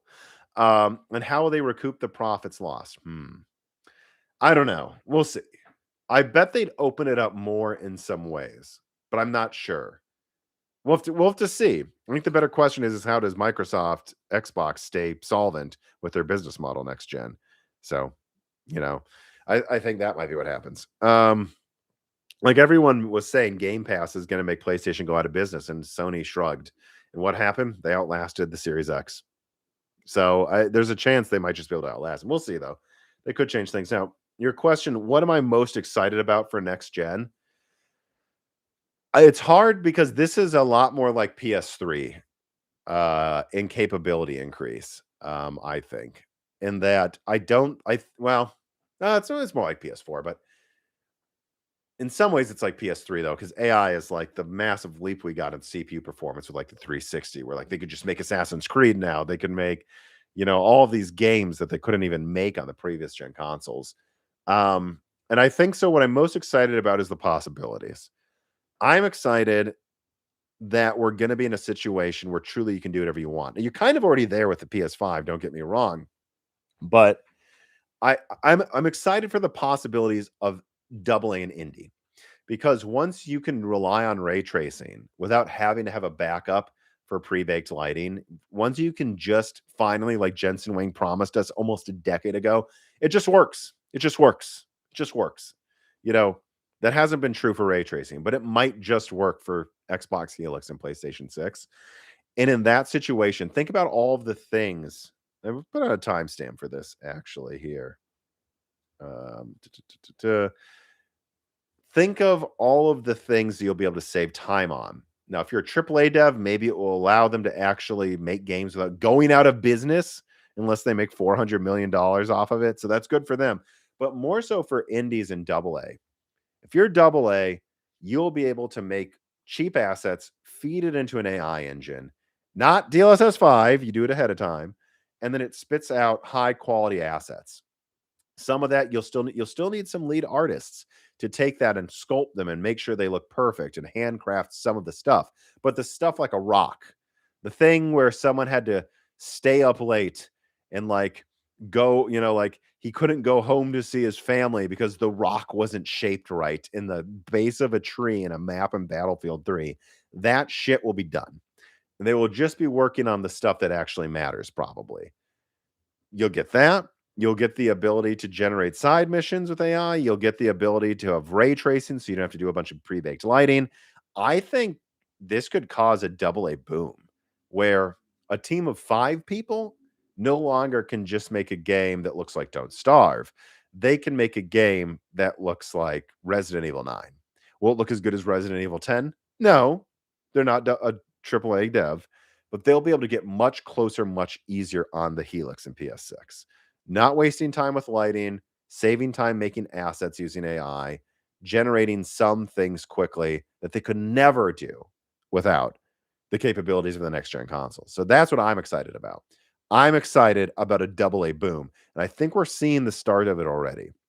We're already seeing, speaking of Resident Evil 9, look at it. It's fantastic. Pragmata is fantastic. It cost a fraction as much to make as an Assassin's Creed game. Some of that's because in Japan, they don't pay their devs enough. True. But it also, I'm sorry, like it is also clear that in Japan, a lot of these game devs know what to make and win. Like they don't need the big Assassin's Creed. They have a small open world hospital, and that's enough. That's enough to still make a game you play a lot and like more. They know that you'll have some Easter eggs and side missions and side areas you can discover in Resident Evil 9. But that's it. You don't need 1,000 freaking side missions. And I think you're going to see a lot of double A devs. Look at Expedition 33, smaller team, made game that wins game of the year. You're already seeing it. I think next year we get an indie and a double A boom. And that's what I'm excited about. And you should all be too. Stop being jaded. All right, we have some remaining CPU questions. So Nahal7x62 writes in and says, Zen 8 might power AI-driven mechanics using real-time calculations for dynamic NPCs and wildlife. And Zen 7 can already do that, from what I'm told. And physics to surpass systems like AI Live, creating worlds far more reactive than previous gens. No, but it won't, because the next-gen consoles are using Zen 6, so they're not going to rely on Zen 8 to do that. Now, maybe it'll help developers, and again, Threadripper Zen 8 might sell well, but I don't think it's really going to be the thing any game will require until you get to, I'm not saying no one's ever going to upgrade to AM6 nor get Zen 8 or 9. I just think what you saw with Zen 4 and the reluctancy to upgrade. And look at Intel. They basically are still stuck on Raptor Lake. No one bought Arrow Lake because they don't want the new platform. Like, and then Nova Lake, you can upgrade to Razer Lake. I believe also Titan Lake on there as well. So that should have 3 generations at least. That platform and AM5, I don't know. I think what you saw with people being reluctant to upgrade to LGA 1718 or not 1718, is it 1980? 1851. That's what Air Lake uses. And the reluctancy to upgrade to Zen 4 and 5, it's going to be triple the issue for AMD. I just think it will be. Eventually you will switch though. The PS7 will come out. You'll need a new CPU, but I just think that initial year, they're going to have to bring their A game to get people to upgrade. Toasty Tech 2. Let me put down a timestamp for this as well. They're going long tonight, but you guys keep talking to me and keep watching. Zen 8 CPU. Okay. So Toasty Tech 2 says, will next gen Ryzen launch with X3D, or will I have to wait longer to upgrade my 9800 X3D? I don't know, but it seems like Zen 6 desktop is delayed till at least early next year, maybe even mid next year. And if that's the case, X3D might be ready by the time it's out. So fingers crossed they launch with it. I would say it's more likely than ever before X3D will be ready by the time it launches, but I can't promise you it will. Let's see here. Nico13 writes in and says, will Zen 7 use the same IO die as Zen 6? Yes. Also, I get the impression that the IO die for the Ryzen products based on Zen 4 and 5 is somewhat underwhelming compared to the EPYC versions for the same core generations. It is.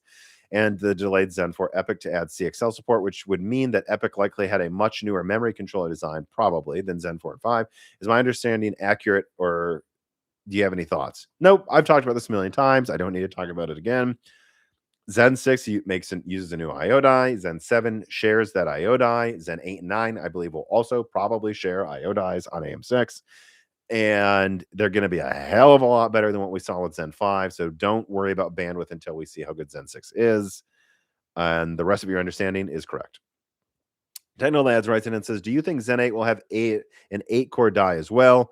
Or do you think that they will continue to increase core count and bring it to the low end? Well, let me open this up over here. So this one would this have been? Guru episode? Is that when I leaked that stuff? No. Let's see. Dun, dun, dun. Dun, dun, dun. Come on. Where is it? Dun, dun, dun. Well, let's just do this here. I just want to make sure I actually show you guys Silver King. And where do we have there we go. All right, let me show you. So this is just to remind everybody what Zen 7 products look like. Now this is in my Zen 7 pictures leak, so this is up. YouTube didn't attack me for that one. So this is what Grimlock Halo should look like. 2 8-core CCDs. There's the IO die with, I believe, another, what did I say was 20 cores on there? But the IO die is approximated, but okay, and then you have this. This is what Grimlock Point Zen 7 looks like. This is where you get your 8-core plus the other cores on the IO die here. And then this is not approximated. I do know the die size. It's 155 millimeters squared for these Zen 6 and Zen 7 IO die. And then here's an 8-core CCD. This is so they can keep budget, right? And then here is the 16-core or dual 16 core. So the question being asked, right, by Technolads is, are they going to do this again? Are you going to see Zen 8 and 9 continue to have an 8-core? Which, because this would be on A14, I don't remember what would Zen 8. I actually don't know the node yet for Zen 8. But like, since that's going to be getting into the 1 nanometer territory, like, will it be like half the size of this? I don't know, maybe. But I would say AMD often like to keep its options open, and they're going to see how well the 8-core sells on Zen 7. If the Zen 7 8-core sells gangbusters, I mean, go to Amazon bestsellers, people. It's dominated by 6 and 8-core Ryzen. And Zen 7 is only a few years away. It's hard for me to believe at least a third of those, half those won't still be 8 cores even 3 years from now.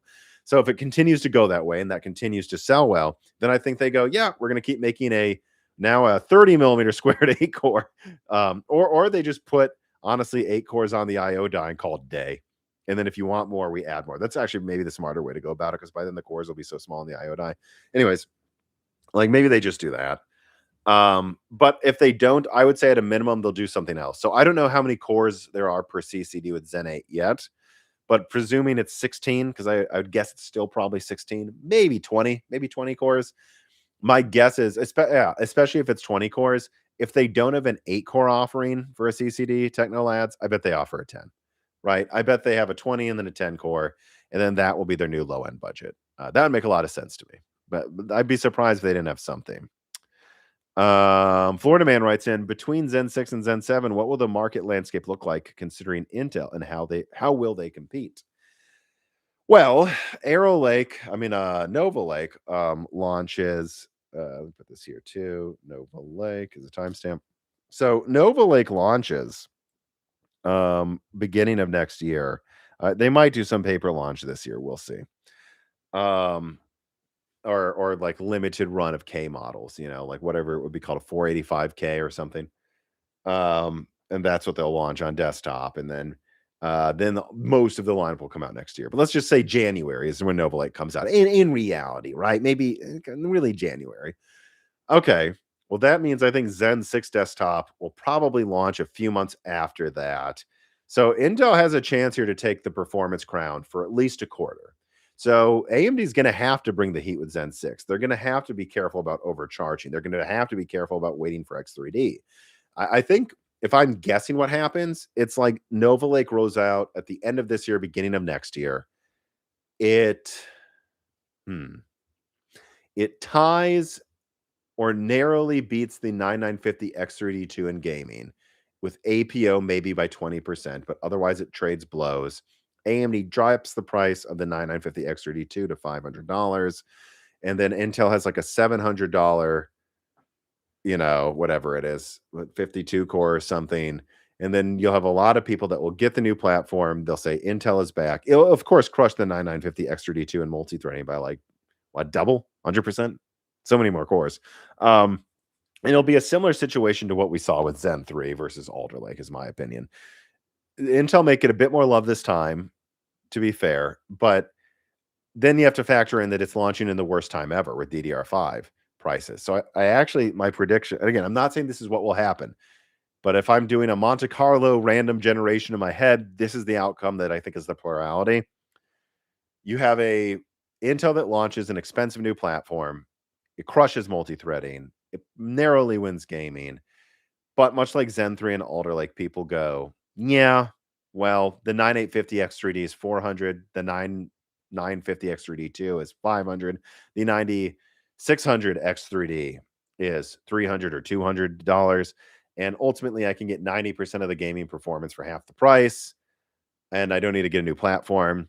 But Intel gets some prestige back. But DDR5 prices are so high that it does take the wind out of the sails for a bit. And then DDR5 prices go down, and AMD waits until the summer of next year. Then they launch Zen 6 with Zen 6 X3D with prices lower with Micro Center RAM bundles, and it outsells Nova Lake, would be my guess. And then Razer Lake launches early 28, and it's 15, 20%. I haven't done the leak yet, but 15, 20% faster, guys. Or such like, let it slip a little bit.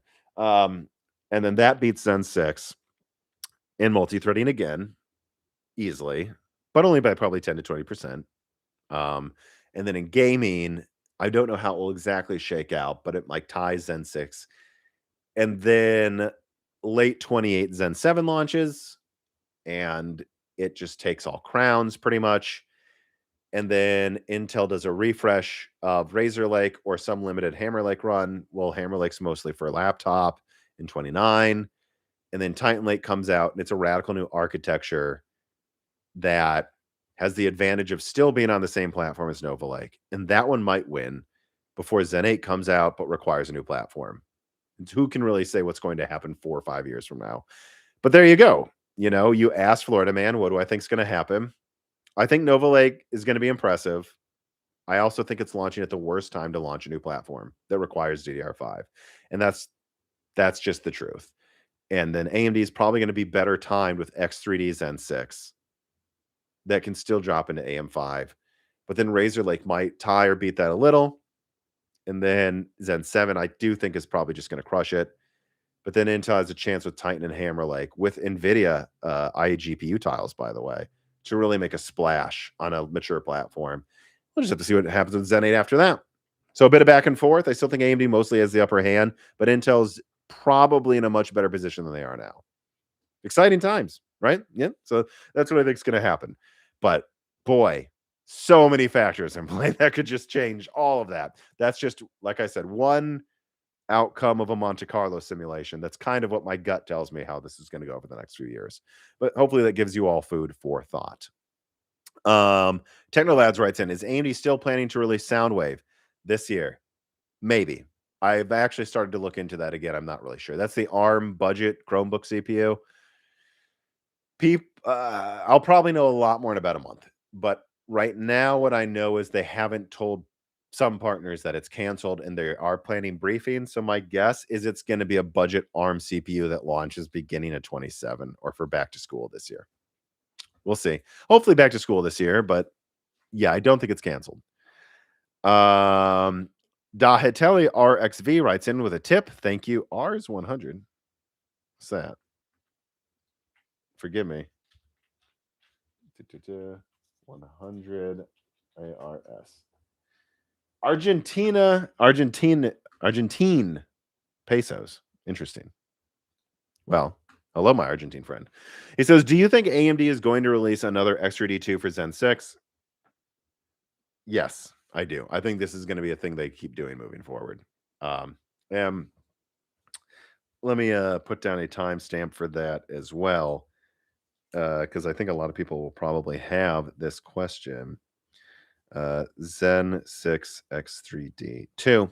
So, uh, yeah, one of the main things that holds back the 9950 X3D2 in some apps, but also it's what makes some apps that really like having dual Vcache get a boost, is the latency between CCDs is an issue.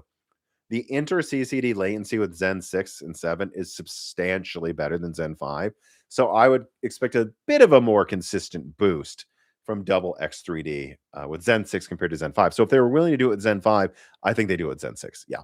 Do they do it right away? I don't know. It depends. If Nova Lake crushes everything they have at everything, if then they might just right out of the gate have X3D2 24 core, which would be really cool. Out of Silly Names 999 writes, and it says, even if the N1X happens to be a dud in laptops, I hope it can be positioned as another NVIDIA Shield type device. Well, they already have Spark, so I think that's the best you're getting pretty much, man. I don't know. A lot of people are complaining about N1X, actually, and I hope it's good, but I don't know what to say besides on paper it looks cool, but I hear about issues behind the scenes. We'll just have to find out. I don't think NVIDIA Shield's really going to be a thing. NVIDIA is going to use this for premium laptops, or they're going to use this for $3,000 AI mini PCs. I'm sorry, in the current market, no NVIDIA Shield with N1X when it's a 3 nanometer APU they can sell for thousands of dollars. No way. No way, Jose. All right, we have a couple of final AI questions. I'd say this is final call on questions, is including if you're in the Moore's Law Z Discord in the after video chat. Put them in now. So another Chris writes in and says, Wendell in the last episode was extremely bullish on local AI. If the AI bubble burst, would companies push to make more hardware focus on consumers or something else? Yes, I believe there is a new consumer hardware mega cycle coming late next year through 2028. I believe what we're going to see is some degree of a AI bubble burst or deflating of the bubble over next year. And then after that, there will be an AI mega cycle, because once you build the apps, you don't need the data centers as much, but you do need people to have hardware that can run it. And I believe this is something Wendell talked about. Again, listen to that episode if you want to hear our opinions, but like stuff like this 128 gigabyte minis forum AI mini PC, which I really actually do want to try putting like a little agent on it and seeing how that runs locally at some point. I believe that's the sort of stuff, and that's going to get cheaper. And I believe by the end of 2028, you'll be able to get a $2,000 thing like that, not 3,000, that can run something equivalent to what we have now with Gemini Pro. And once you have that, I'm sorry, you can make smart speakers that are, yes, thousands of dollars, but can automate your entire house and do far more than just add something to your Amazon shopping list.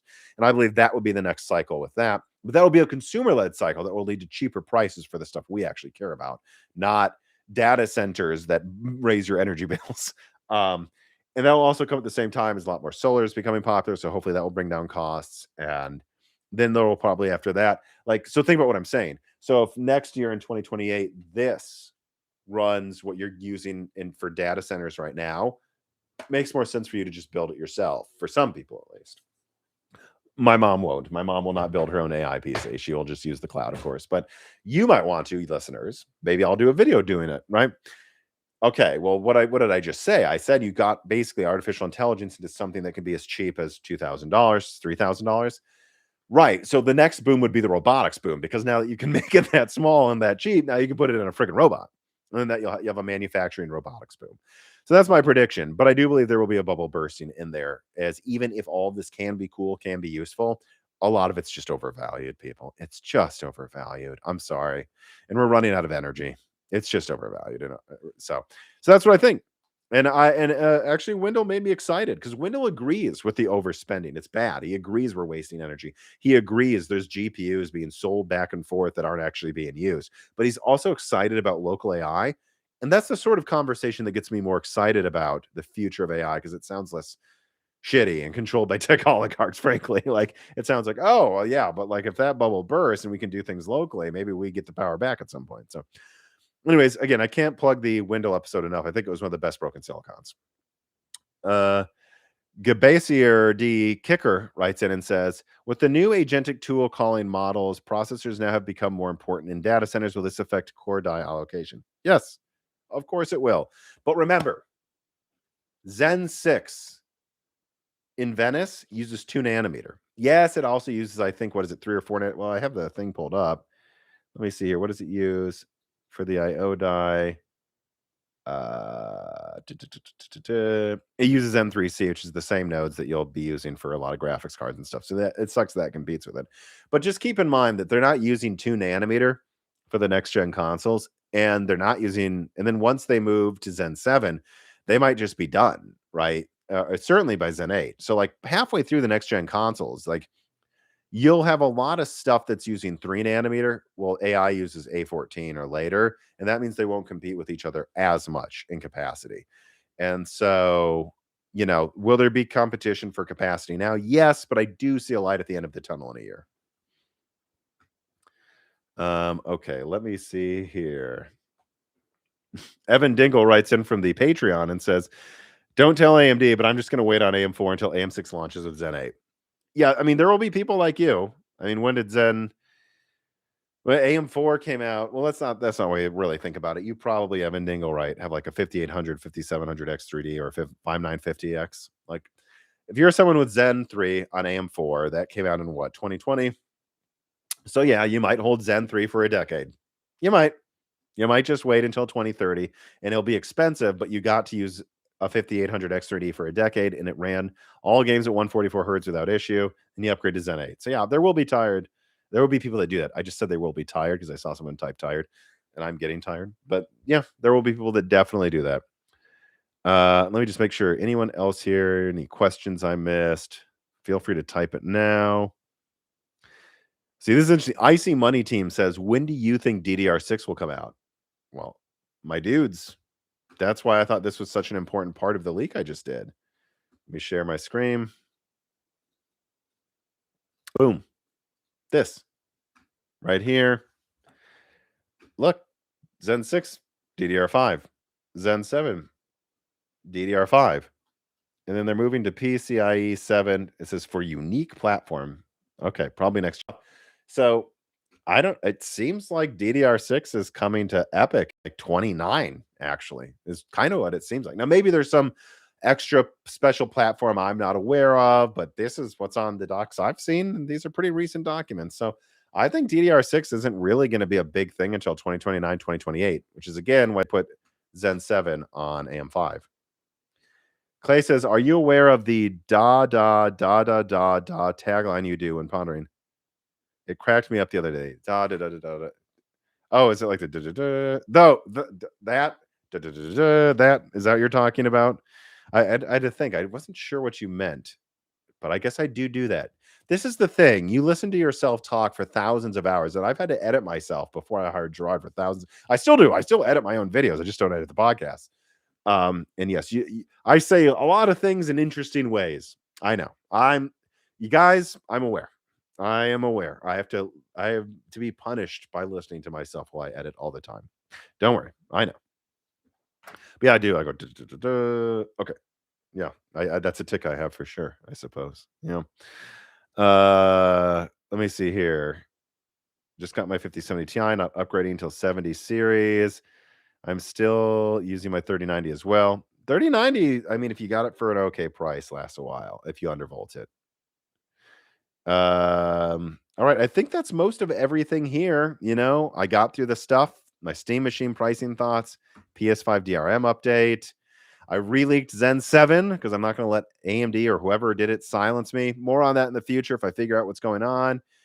And PS6 specs, I talked about what I thought was interesting about how performance will evolve with Zen 6C on PS6 with 3 nanometer versus your N2X Zen 6 Zen 7, like how it's probably going to be kind of like the i5 2500K era again, where it's just very easy to game in 120 hertz on console or PC.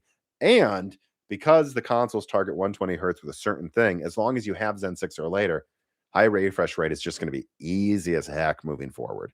At least if you consider 144 hertz or higher high refresh and you're not trying to get to those insane 720 hertz capabilities of those new monitors. And then, yeah, so that's going to do it for this video. Let's wrap it up, everybody. I'm rambling. I went over 2 hours. I think it's one of the longest loose ends I have ever done. Right now, before you click away, like it and double check that you are subscribed to the Moore's Law Said YouTube channel. Join the Patreon. We have a game dev coming on next week. we'll talk about the new Xbox developments that Microsoft has announced they're going to go through. You can ask the game dev questions, join the $1 tier. On top of that, share this. Someone attacked my channel and tried to make it so you can't see the Zen 7 info. Timestamp, clip it, send that Zen 7 leak out there. I was robbed of money and views, and it sucks. And it is a lot of work getting this information to you guys. So please share this video so that maybe it backfires on them, and then it's just not a thing that happens anymore. But anyways, that's it. I'm tired. I'm exhausted. I want to eat dinner and watch the pit. And that is what I'm going to go do. So have a good weekend, everybody. And thank you so much for your support as well. It does mean a lot to me that if I get attacked, thousands of people are like, we're on your side, man. And I do notice. But I've also noticed that I can barely talk anymore. So bye-bye.